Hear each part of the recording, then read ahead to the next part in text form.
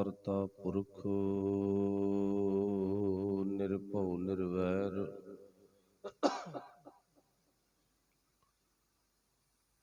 ਅਕਾਲ ਮੂਰਤ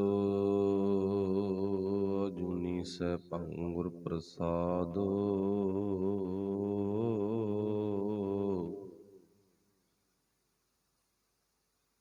ਡੰਡੌਤ ਬੰਦਨ ਅਨਕ ਵਾਰ ਸਰਬ ਕਲਾ ਸਮਰੱਥ। ਡੋਲਣ ਤੇ ਰਾਖੋ ਪ੍ਰਭੂ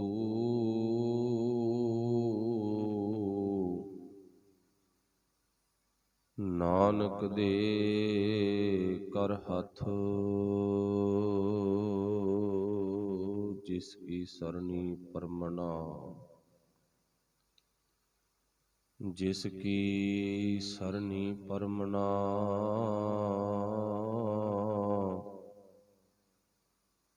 ਤਿਸ ਜੀਵ ਡਬਰ ਨਾ ਕੋਈ। ਜਿਸ ਸਿਮਰਤ ਸੁਖ ਹੋਏ ਕਣਾ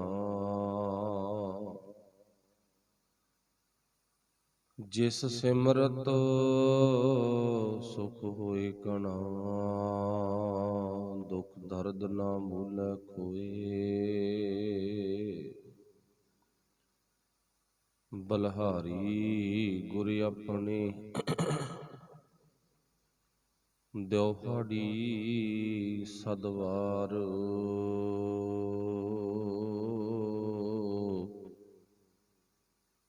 ਜਿਨ ਮਾਨਸ ਤੇ ਦੇਵਤੇ ਕੀਏ ਕਰਤ ਨਾ ਲਾਗੀ ਵਾਰ।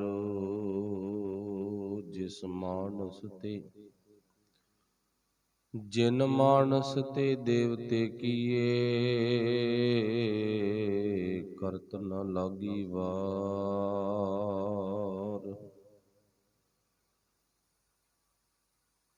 ਜੇਤਾ ਜੀਓ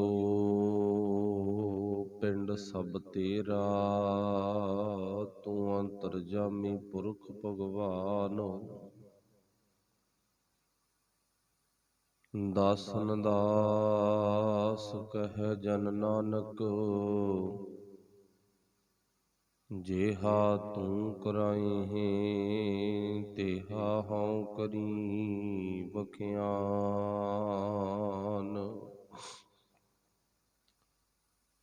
ਦਾਸਨ ਦਾਸ ਕਹਿ ਜਨ ਨਾਨਕ ਜੇਹਾ ਤੂੰ ਕਰਾਈ ਤੇਹਾ ਹਉ ਕਰੀ ਬਖਿਆਨ।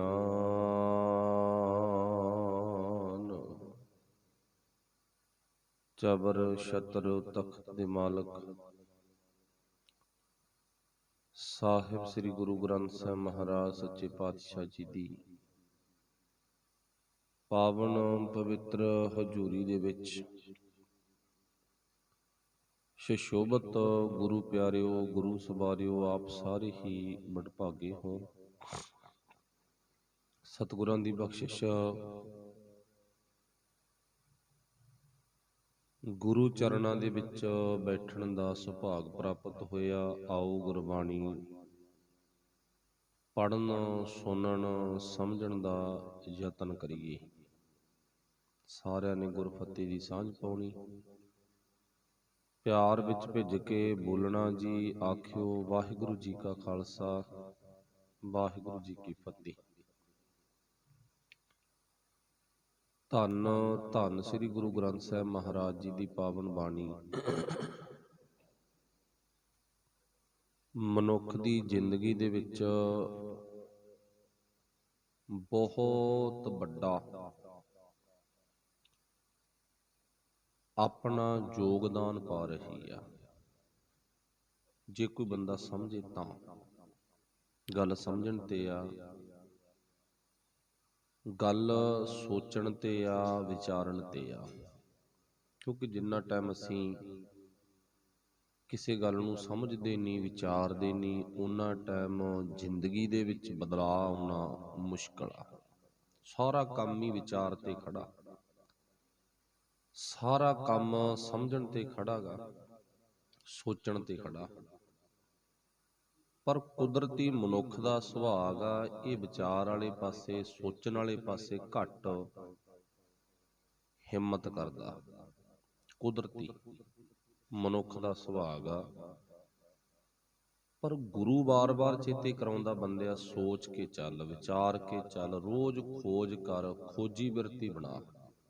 ਬੰਦੇ ਖੋਜ ਦਿਲ ਹਰ ਰੋਜ਼, ਨਾ ਫਿਰ ਪਰੇਸ਼ਾਨੀ ਮਾਹੀ। ਕਿੱਡੀ ਸੋਹਣੀ ਪਾਤਸ਼ਾਹ ਨੇ ਸਾਨੂੰ ਪਾਵਨ ਬਾਣੀ ਦੀ ਵਿਚਾਰ ਦਿੱਤੀ ਆ।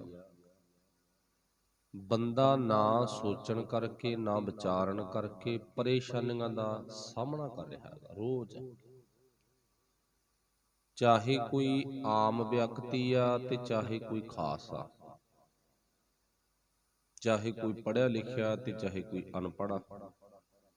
ਕਿਉਂ ਗੱਲ ਪੜ੍ਹੇ ਲਿਖੇ ਦੀ ਜਾਂ ਅਨਪੜ੍ਹ ਦੀ ਤਾਂ ਗੁਰਬਾਣੀ ਨੇ ਕੀਤੀ ਨਹੀਂ। ਕਿਸੇ ਪੜ੍ਹੇ ਨੂੰ ਮਾਨਤਾ ਦਿੱਤੀ ਹੋਵੇ ਤੇ ਅਨਪੜ੍ਹ ਨੂੰ ਗੁਰਬਾਣੀ ਨੇ ਫਟਕਾਰਿਆ ਹੋਵੇ। ਇਹ ਤਾਂ ਦੁਨੀਆ ਦਾ ਸੁਭਾਅ ਆ, ਜਿੱਥੇ ਬੰਦਾ ਇਦਾਂ ਦੀਆਂ ਵਿਚਾਰਾਂ ਵਿੱਚ ਉਲਝਿਆ ਪਿਆ।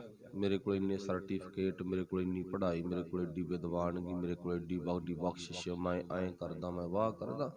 ਗੁਰੂ ਪਾਤਸ਼ਾਹ ਜੀ ਇਸ ਗੱਲ ਦੇ ਨਾਲ ਸਹਿਮਤ ਨਹੀਂ ਹਨ। ਹਾਂ, ਆਪਣੀ ਜ਼ਿੰਦਗੀ 'ਚ ਸਿਆਣਪ ਜ਼ਰੂਰੀ ਆ, ਵਿਚਾਰ ਜ਼ਰੂਰੀ ਆ, ਹਰ ਗੱਲ ਤੇ ਸਰਚ ਕਰਨੀ, ਉਹਦੇ ਵਿੱਚ ਵੇਖਣਾ ਵੀ ਕੀ ਮੇਰੇ ਲਈ ਨੁਕਸਾਨ ਹੈ ਤੇ ਕੀ ਮੇਰੇ ਲਈ ਲਾਭਦਾਇਕ ਹੈ। ਬਸ ਇਸ ਗੱਲ ਨੂੰ ਦੇਖਣਾ। ਪਰ ਬੰਦਾ ਨਿਤ ਦਿਹਾੜੇ ਪਰੇਸ਼ਾਨੀਆਂ ਦਾ ਮੁਕਾਬਲਾ ਕਰ ਰਿਹਾ ਗਾ। ਪਰੇਸ਼ਾਨੀ ਅਫਸਰ ਨੂੰ ਵੀ ਆ, ਪਰੇਸ਼ਾਨੀ ਲੀਡਰ ਨੂੰ ਵੀ ਆ, ਪਰੇਸ਼ਾਨੀ ਆਮ ਵਿਅਕਤੀ ਨੂੰ ਵੀ ਆ, ਪਰੇਸ਼ਾਨੀ ਪੜ੍ਹੇ ਨੂੰ ਵੀ ਆ, ਅਨਪੜ੍ਹ ਨੂੰ ਵੀ ਆ। ਚਿੰਤਾ ਸਾਰਿਆਂ ਨੂੰ ਆ ਨਾ। ਚਿੰਤਾ ਕਿਸੇ ਨਾਲ ਲਿਹਾਜ਼ ਨਹੀਂ ਕਰਦੀ। ਹੁਣ ਅੱਜ ਸਾਰਿਆਂ ਦੀ ਜਾਨ ਹੀ ਕੜੱਕੇ 'ਚ ਆਈ ਪਈ ਆ। ਕੀ ਲੀਡਰ, ਕੀ ਛੋਟਾ, ਕੀ ਵੱਡਾ, ਕੀ ਆਮ, ਕੀ ਖਾਸ, ਕੀ ਅਫਸਰ। ਜਿਹੜੇ ਮਰਜ਼ੀ ਕੈਟਾਗਰੀ ਦੇ ਵਿਅਕਤੀ ਕੰਨੀ ਨਿਗਾਹ ਮਾਰ ਕੇ ਵੇਖ ਲਓ, ਕੇਵਲ ਤੇ ਕੇਵਲ ਪਰਮੇਸ਼ਰ ਪਰਮਾਤਮਾ ਵਾਹਿਗੁਰੂ ਤੇ ਭਰੋਸਾ ਰੱਖਣ ਵਾਲਾ ਵਿਅਕਤੀ, ਉਹਨੂੰ ਛੱਡ ਦੋ, ਬਾਕੀ ਸਾਰੇ ਪਰੇਸ਼ਾਨ ਆ, ਸਾਰੇ ਚਿੰਤਾ ਦਾ ਸ਼ਿਕਾਰ ਹੋਏ ਪਏ ਨੇ। ਇਸੇ ਕਰਕੇ ਗੁਰੂ ਸਾਹਿਬ ਨੇ ਬਖਸ਼ਿਸ਼ ਕੀਤੀ ਆ, ਬੰਦਿਆ ਗੁਰਬਾਣੀ ਤੇਰੀ ਜ਼ਿੰਦਗੀ 'ਚ ਬਹੁਤ ਵੱਡਾ ਯੋਗਦਾਨ ਪਾਉਂਦੀ ਆ, ਤੇ ਗੁਰਬਾਣੀ ਤੇ ਵਿਚਾਰ ਜ਼ਰੂਰ ਕਰ। ਆਪਣੇ ਆਪ ਤੇ ਵਿਚਾਰ ਜ਼ਰੂਰ ਕਰ। ਤੂੰ ਕੌਣ ਆ, ਕੀ ਕਰਨ ਇੱਥੇ ਆਏ ਆ, ਤੇਰਾ ਆਉਣ ਦਾ ਮਕਸਦ ਕੀ ਆ, ਮਤਲਬ ਕੀ ਆ। ਬੰਦੇ ਖੋਜ ਦਿਲ ਹਰ ਰੋਜ਼, ਨਾ ਫਿਰ ਪਰੇਸ਼ਾਨੀ ਮਾਹੇ। ਗੁਰੂ ਸਾਹਿਬ ਜੀ ਕਹਿੰਦੇ, ਐ ਮਨੁੱਖ ਤੂੰ ਰੋਜ਼ ਦਿਲ ਨੂੰ ਖੋਜ। ਦਿਲ ਖੋਜਣ ਤੋਂ ਭਾਵ ਕੀ ਹੈ? ਆਪਣੇ ਮਨ ਨੂੰ, ਆਪਣੇ ਦਿਮਾਗ ਨੂੰ ਚੈੱਕ ਕਰ। ਇਹਦੇ ਵਿੱਚ ਕਿਹੜੇ ਥੌਟ ਚੱਲਦੇ ਆ, ਕਿਹੜੇ ਵਿਚਾਰ ਨੇ। ਹੁਣ ਮਾਲਕ ਨੂੰ ਟੁੱਟ ਕੇ, ਗੁਰੂ ਨਾਲੋਂ ਟੁੱਟ ਕੇ ਵਿਚਾਰ ਸਾਰਿਆਂ ਦੀ ਗਲਤ ਨੇ। ਕੋਈ ਰਿਸ਼ਵਤ ਦੇ ਰਿਹਾ, ਕੋਈ ਲੈ ਰਿਹਾ, ਕੋਈ ਨਸ਼ਾ ਵੇਚ ਰਿਹਾ, ਕੋਈ ਖਰੀਦ ਰਿਹਾ, ਕੋਈ ਨਸ਼ਾ ਕਰ ਰਿਹਾ, ਕੋਈ ਕਰਵਾ ਰਿਹਾ, ਕੋਈ ਭੈੜੀਆਂ ਆਦਤਾਂ ਦਾ ਧਾਰਨੀ ਹੋਇਆ ਪਿਆ। ਜਿੰਨੀਆਂ ਮਰਜ਼ੀ ਭੈੜੀਆਂ ਆਦਤਾਂ ਆਪਾਂ ਆਪਣੀ ਜ਼ਿੰਦਗੀ 'ਚ ਵੇਖ ਸਕਦੇ ਹਾਂ। ਇਹ ਸਾਰਾ ਕੁਝ ਕੀ ਆ? ਪਰੇਸ਼ਾਨੀਆਂ ਦਾ ਇੱਕ ਮੋਢਾ। ਜਿੰਨੇ ਵੀ ਗਲਤ ਕੰਮ ਨੇ, ਜਿਹੜਾ ਬੰਦਾ ਗਲਤ ਕੰਮਾਂ ਤੋਂ ਮੁਕਤ ਹੋ ਗਿਆ, ਜਿਹਨੇ ਆਪਣੇ ਦਿਮਾਗ ਨੂੰ, ਆਪਣੇ ਮਨ ਨੂੰ, ਮਨ ਦੇ ਫੁਰਨਿਆਂ ਨੂੰ, ਦਿਮਾਗ ਦੇ ਫੁਰਨਿਆਂ ਨੂੰ ਚੈੱਕ ਕਰ ਲਿਆ ਨਾ ਵੀ ਕਿਹੋ ਜਿਹੇ ਨੇ, ਉਹ ਬੰਦਾ ਚਿੰਤਾ ਤੋਂ ਮੁਕਤ ਹੋ ਜਾਂਦਾ। ਸਤਿਗੁਰ ਆਇਓ ਸ਼ਰਨ ਤੁਹਾਰੀ, ਮਿਲੈ ਸੂਖ, ਨਾਮ ਹਰ ਸੋਭਾ, ਚਿੰਤਾ ਲਾਹੇ ਹਮਾਰੀ। ਉਹਨੂੰ ਭੈ ਨਹੀਂ ਰਹਿੰਦਾ। ਤੇ ਸਭ ਤੋਂ ਵੱਡਾ ਜਿਹੜਾ ਭੈ ਹੁੰਦਾ ਬੰਦੇ ਨੂੰ, ਹੁੰਦਾ ਮਰਨ ਦਾ। ਸਭ ਤੋਂ ਵੱਡਾ ਭੈ ਹੁੰਦਾ ਬੰਦੇ ਨੂੰ ਆਪਣੀ ਜ਼ਿੰਦਗੀ 'ਚ ਸਰੀਰ ਛੱਡਣ ਦਾ ਡਰ ਹੁੰਦਾ ਗਾ। ਪਰ ਗੁਰੂ ਸਾਹਿਬ ਦੀ ਐਸੀ ਬਖਸ਼ਿਸ਼ ਆ ਵੀ ਸਾਨੂੰ ਗੁਰੂ ਸਾਹਿਬ ਨੇ ਸਰੀਰਕ ਮੌਤ ਦੇ ਡਰ ਤੋਂ ਵੀ ਦੂਰ ਕੀਤਾ। ਬਾਕੀ ਆਪਾਂ ਛੱਡੋ, ਨਿੱਕੇ ਨਿੱਕੇ ਕਾਰਜ ਆਪਾਂ ਦੁਨੀਆ ਦੇ ਸਾਰੇ ਇੱਕ ਬੰਨੇ ਕਰ ਦਿਓ, ਇੱਕ ਪਾਸੇ ਕਰ ਦਿਓ। ਕਿਸੇ ਦਾ ਮਨ ਲੋਭ ਦੀ ਬਿਰਤੀ 'ਚ ਫਸਿਆ ਪਿਆ, ਕਾਮ ਵਾਸ਼ਨਾ ਦੀ ਬਿਰਤੀ 'ਚ ਫਸਿਆ ਪਿਆ, ਨਸ਼ੇ ਦੀ ਬਿਰਤੀ 'ਚ ਫਸਿਆ ਪਿਆ ਗਾ, ਬੜੇ ਗੰਦੇ ਗੰਦੇ ਵਿਚਾਰ ਨੇ, ਜਿਨ੍ਹਾਂ ਵਿਚਾਰਾਂ ਕਰਕੇ ਸਾਡਾ ਮਨ ਅਧੀਨ ਹੋ ਗਿਆ।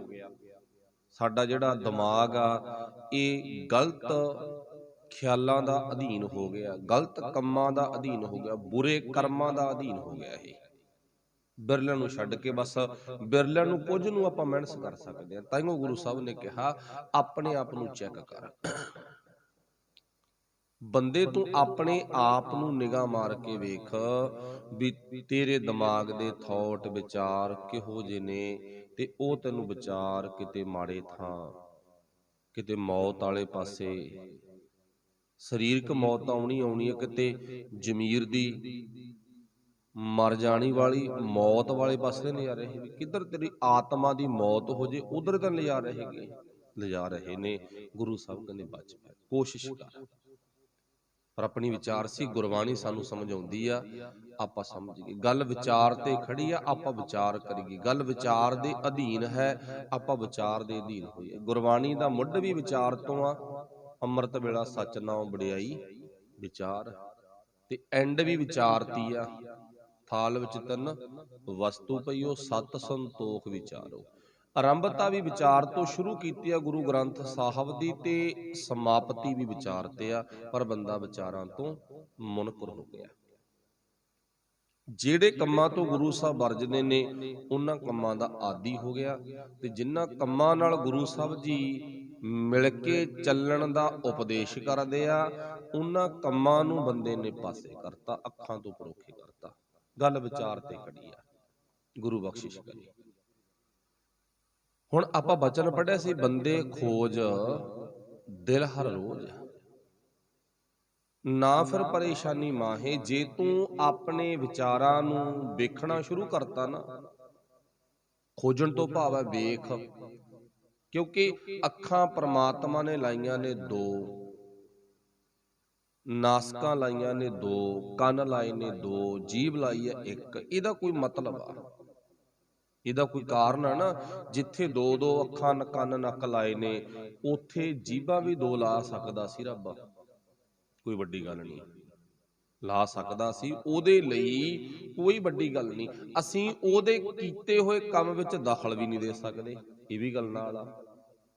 ਕਿਸੇ ਦਾ ਰੰਗ ਕਾਲਾ, ਹੁਣ ਕਹਿ ਸਕਦਾ ਕਿ ਮੇਰਾ ਰੱਬ ਨੇ ਰੰਗ ਕਾਲਾ ਕਿਉਂ ਕੀਤਾ, ਮੈਂ ਧਰਨਾ ਲਾਉਂਗਾ। ਬਾਕੀ ਧਰਨੇ ਤਾਂ ਚੱਲਦੇ ਆ ਨਾ। ਰੱਬ ਨੇ ਮੇਰਾ ਨੱਕ ਤਿੱਖਾ ਲਾਇਆ ਕਿਉਂ ਲਾਇਆ, ਮਿੱਡਾ ਲਾਇਆ ਕਿਉਂ ਲਾਇਆ, ਅੱਖਾਂ ਇਦਾਂ ਦੀਆਂ ਲਾਈਆਂ ਕਿਉਂ ਲਾਈਆਂ, ਕਿਉਂ ਇਦਾਂ ਦਾ ਸਰੀਰ ਬਣਾਇਆ। ਨਹੀਂ, ਸਾਡੇ ਸਰੀਰ ਬਣਾਉਣ ਦੇ ਵਿੱਚ ਕੋਈ ਹੱਕ ਨਹੀਂ, ਉਹ ਪ੍ਰਮਾਤਮਾ ਨੇ ਤਿਆਰ ਕੀਤਾ। ਉਹ ਕੁਝ ਵੀ ਕਰ ਸਕਦਾ ਸੀ, ਗੱਲ ਤਾਂ ਇੱਥੇ ਮੁੱਕ ਗਈ। ਪਰ ਗੱਲ ਕੀ ਆ, ਉਹ ਪ੍ਰਮਾਤਮਾ ਨੇ ਬੜੀ ਵਿਚਾਰ ਦੇ ਅਧੀਨ ਸੋਚ ਸਮਝ ਕੇ ਇਹ ਤਨ ਬਣਾਇਆ। ਜਿਹੜੀ ਗੱਲ ਸੀ ਆਪਣੇ ਆਪ ਦੀ ਖੋਜ ਕਰਨੀ, ਆਪਣੇ ਵਿਚਾਰਾਂ ਨੂੰ ਵੇਖਣਾ। ਦੋ ਅੱਖਾਂ ਨੇ, ਧਿਆਨ ਨਾਲ ਵੇਖ। ਨਾਸਕਾਂ ਸੁੰਘਣ ਸ਼ਕਤੀ ਦਾ ਪ੍ਰਤੀਕ ਆ, ਇੱਕ ਪਰਖ ਦਾ ਪ੍ਰਤੀਕ ਆ। ਆਪਣੀ ਬੁੱਧੀ ਦੇ ਵਿੱਚ, ਆਪਣੇ ਦਿਮਾਗ ਦੇ ਵਿੱਚ, ਮਨ ਵਿੱਚ ਕਿਹੋ ਜਿਹੇ ਵਿਚਾਰ ਨੇ ਉਹਨਾਂ ਨੂੰ ਪਰਖ। ਜਦੋਂ ਪਰਖ ਲਿਆ ਨਾ, ਫਿਰ ਤੂੰ ਕਹਿ ਉੱਠੇਗਾ ਕੀ ਗੱਲ, ਕਬੀਰ ਜਿਸ ਮਰਨੇ ਤੇ ਜਗ ਡਰੈ, ਮੇਰਾ ਮਨ ਆਨੰਦ। ਮਰਨੇ ਹੀ ਤੇ ਪਾਈਐ ਪੂਰਨ ਪਰਮਾਨੰਦ। ਫਿਰ ਤੂੰ ਕਹੇਂਗਾ ਇਹ ਗੱਲ ਆ।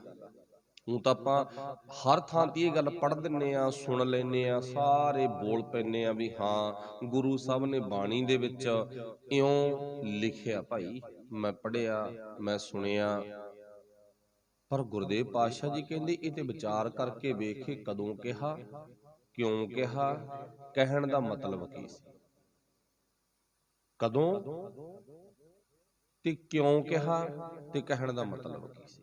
ਨੰਬਰ 1 ਤੇ ਉਦੋਂ ਕਿਹਾ ਜਦੋਂ ਬੰਦੇ ਨੇ ਆਪਣੇ ਵਿਚਾਰ ਵੇਖ ਲਏ, ਆਪਣੇ ਆਪ ਨੂੰ ਚੈੱਕ ਕਰ ਲਿਆ। ਪਹਿਲੀ ਗੱਲ ਦਾ ਜਵਾਬ ਮਿਲ ਗਿਆ ਨਾ। ਕਿਉਂ ਕਿਹਾ, ਜਦੋਂ ਆਪਣੇ ਆਪ ਨੂੰ ਚੈੱਕ ਕਰ ਲਿਆ, ਬੰਦਾ ਕਹਿੰਦਾ ਹੁਣ ਮੇਰੇ 'ਚ ਚਿੰਤਾ ਹੀ ਹੈ ਨਹੀਂ, ਚਿੰਤਾ ਤੋਂ ਮੁਕਤ ਹੋ ਗਿਆ। ਤੇ ਗੁਰੂ ਦਾ ਜਿਹੜਾ ਗਿਆਨ ਆ ਇਹ ਬੰਦੇ ਨੂੰ ਚਿੰਤਾ ਤੋਂ ਮੁਕਤ ਕਰ ਦਿੰਦਾ। ਦੁਨੀਆ ਦਾ ਗਿਆਨ ਤਾਂ ਸਾਨੂੰ ਚਿੰਤਾ 'ਚ ਫਸਾ ਸਕਦਾ, ਕੋਈ ਸ਼ੱਕ ਨਹੀਂ ਇਹਦੇ 'ਚ। ਦੁਨੀਆ ਦਾ ਗਿਆਨ ਨਾ ਸਾਨੂੰ ਚਿੰਤਾ 'ਚ ਫਸਾ ਦਿੰਦਾ। ਚੇਤਾ ਰੱਖਿਓ, ਵਾਹਿਗੁਰੂ ਭਲਾ ਕਰੇ, ਪਰ ਜਿਹੜਾ ਗੁਰੂ ਦਾ ਗਿਆਨ ਆ ਨਾ, ਇਹ ਚਿੰਤਾ ਤੋਂ ਮੁਕਤ ਕਰਦਾ। ਖਾਸ ਗੱਲ ਆ ਗੁਰਬਾਣੀ 'ਚ। ਤੇ ਸਤਿਗੁਰੂ ਪਾਤਸ਼ਾਹ ਜੀ ਕਹਿੰਦੇ ਨਾ, ਜਦੋਂ ਬੰਦੇ ਨੇ ਇਹ ਗੱਲ ਕਹੀ, ਜਦੋਂ ਕਬੀਰ ਸਾਹਿਬ ਨੇ ਇਹ ਗੱਲ ਕਹੀ, ਤਾਂ ਉਹਨਾਂ ਨੇ ਉਦੋਂ ਕਹੀ ਆ ਜਦੋਂ ਉਹਨਾਂ ਨੇ ਆਪਣੇ ਵਿਚਾਰ ਵੇਖ ਲਏ। ਮੇਰੇ ਵਿਚਾਰ ਬਹੁਤ ਵਧੀਆ, ਮੇਰੇ ਵਿਚਾਰ ਇੰਨੇ ਕੁ ਵਧੀਆ, ਮੈਂ ਕਿਤੇ ਵੀ ਹਰਾਂਗਾ ਨਹੀਂ। ਮਤਲਬ ਕਿ ਜ਼ਮੀਰ ਕਰਕੇ ਅਧਿਆਤਮਕ ਤਲ ਤੇ। ਬਾਹਰੀ ਤੌਰ ਤੇ ਦੇਖਿਆ ਜਾਵੇ, ਕਬੀਰ ਸਾਹਿਬ ਦਾ ਇਹ ਬਚਨ ਆ, ਤੇ ਇੱਕ ਬੰਨੇ ਸਾਰੀ ਦੀ ਸਾਰੀ ਬਨਾਰਸ ਦੀ ਧਰਤੀ ਇੱਕ ਪਾਸੇ ਆ, ਤੇ ਇੱਕ ਪਾਸੇ ਇਕੱਲੇ ਕਬੀਰ ਸਾਹਿਬ ਨੇ। ਤੇ ਕਬੀਰ ਸਾਹਿਬ ਜੀ ਕਹਿੰਦੇ, ਮੈਨੂੰ ਕੋਈ ਕਿਸੇ ਦਾ ਭੈ ਨਹੀਂ ਹੈ, ਡਰ ਨਹੀਂ ਹੈ, ਮੈਂ ਚਿੰਤਾ ਤੋਂ ਮੁਕਤ ਹਾਂ, ਮੈਨੂੰ ਚਿੰਤਾ ਕੋਈ ਨਹੀਂ। ਕਬੀਰ ਸਾਹਿਬ ਨੇ ਇਹ ਗੱਲ ਕਹੀ ਹੈ। ਕਦੋਂ ਕਹੀ ਆ? ਕਿਉਂਕਿ ਲੋਕਾਂ ਨੂੰ ਸਭ ਤੋਂ ਵੱਡਾ ਖਤਰਾ ਹੁੰਦਾ, ਮੇਰੇ ਪਰਿਵਾਰ ਦਾ ਕੀ ਬਣੂ, ਮੈਂ ਮਰ ਜਾਵਾਂਗਾ, ਦੁਬਾਰਾ ਇੱਥੇ ਮੁੜ ਨਹੀਂ ਆਉਣਾ। ਪਤਾ ਇਹ ਵੀ ਆ, ਕਿਉਂ ਮਰੀਏ ਬਿਨਾਂ ਗੱਲ ਤੋਂ, ਬਿਨਾਂ ਵਜ੍ਹਾ ਤੋਂ। ਕਬੀਰ ਸਾਹਿਬ ਜੀ ਕਹਿੰਦੇ, ਮੈਂ ਮੁਕਤ ਹੋ ਗਿਆ, ਮੈਨੂੰ ਡਰ ਕੋਈ ਨਹੀਂ। ਜਿਸ ਕਾ ਸਾਹਿਬ ਡਾਢਾ ਹੋਏ, ਤਿਸ ਨੂੰ ਮਾਰ ਨਾ ਸਕੈ ਕੋਏ। ਮੈਂ ਹੁਣ ਆਪ ਮੁਹਾਰੇ ਇਹ ਗੱਲ ਕਹਿ ਦਿੱਤੀ ਵੀ ਜਿਨ੍ਹਾਂ ਦਾ ਉਹ ਮਾਲਕ ਡਾਢਾ ਹੋ ਜਾਂਦਾ, ਮਤਲਬ ਰਾਖਾ ਹੋ ਜਾਂਦਾ, ਉਹਨਾਂ ਨੂੰ ਖਤਰਾ ਕੋਈ ਨਹੀਂ ਹੁੰਦਾ। ਤੇ ਰੱਬ ਦੇ ਪਿਆਰਿਆਂ ਦੀ ਜਿਹੜੀ ਟੇਕ ਆ, ਰੱਬ ਦੇ ਪਿਆਰਿਆਂ ਦਾ ਜਿਹੜਾ ਆਸਰਾ, ਉਹ ਕੇਵਲ ਤੇ ਕੇਵਲ ਗੁਰੂ ਆ। ਪਰਮਾਤਮਾ ਜਿਹਨੇ ਸਾਨੂੰ ਜਨਮ ਦਿੱਤਾ, ਉਹ ਸਾਡੀ ਬਹੁਤ ਵੱਡੀ ਇੱਕ ਉਹ ਧੇਰਾ ਸਹਾਰਾ ਗਾ, ਜਿਸ ਸਹਾਰੇ ਦੇ ਅਧੀਨ ਹਰ ਕੋਈ ਜਿਉਂਦਾ, ਪਰ ਮੰਨਦਾ ਕੋਈ ਨਹੀਂ। ਜਿਉਂਦਾ ਹਰ ਕੋਈ ਆ, ਮੰਨਦਾ ਕੋਈ ਨਹੀਂ। ਬੰਦੇ ਨੂੰ ਆਏ ਨਾ, ਮੈਂ ਨੋਟ ਦੇ ਸਹਾਰੇ ਜਿਉਣਾ, ਨਾ, ਨੋਟ ਤਾਂ ਕੰਮ ਹੀ ਨਹੀਂ ਆਉਂਦੇ। ਜਦੋਂ ਕੈਂਸਰ ਦੀ ਬਿਮਾਰੀ ਲੱਗ ਗਈ ਨਾ, ਪਟਿਆਲੇ, ਚੰਡੀਗੜ੍ਹ ਵੱਡੇ ਹਸਪਤਾਲਾਂ ਦੇ ਵਿੱਚ ਪਿਆ ਹੋਇਆ, ਤੇ ਚੇਤਾ ਰੱਖਿਓ, ਉੱਥੇ ਪੈਸਾ ਕੰਮ ਨਹੀਂ ਕਰਦਾ ਗਾ। ਮਾਫ ਕਰਨਾ, ਪੈਸਾ ਮਾੜੀ ਗੱਲ ਵੀ ਨਹੀਂ, ਹਰ ਥਾਂ ਤੇ ਪੈਸਾ ਵੀ ਨਹੀਂ ਵਰਤਿਆ ਜਾਂਦਾ, ਹਰ ਥਾਂ ਤੇ ਪੈਸਾ ਵੀ ਨਹੀਂ ਕੰਮ ਆਉਂਦਾ। ਹਰ ਥਾਂ ਤੇ ਆਪਣੀ ਜ਼ਿੰਦਗੀ ਦੇ ਆਪਣੇ ਵਿਚਾਰ ਨਹੀਂ ਕੰਮ ਆਉਂਦੇ। ਪਰ ਗੁਰੂ ਦੀ ਬਾਣੀ ਬੜਾ ਸਾਨੂੰ ਸਮਝਾਉਂਦੀ ਆ, ਬੰਦਿਆ ਤੂੰ ਗੁਰੂ ਨਾਲ ਜੁੜ, ਪਰਮਾਤਮਾ ਤੇ ਟੇਕ ਰੱਖ, ਵਾਹਿਗੁਰੂ ਤੇਰਾ ਆਸਰਾ ਸਭ ਤੋਂ ਵੱਡਾ।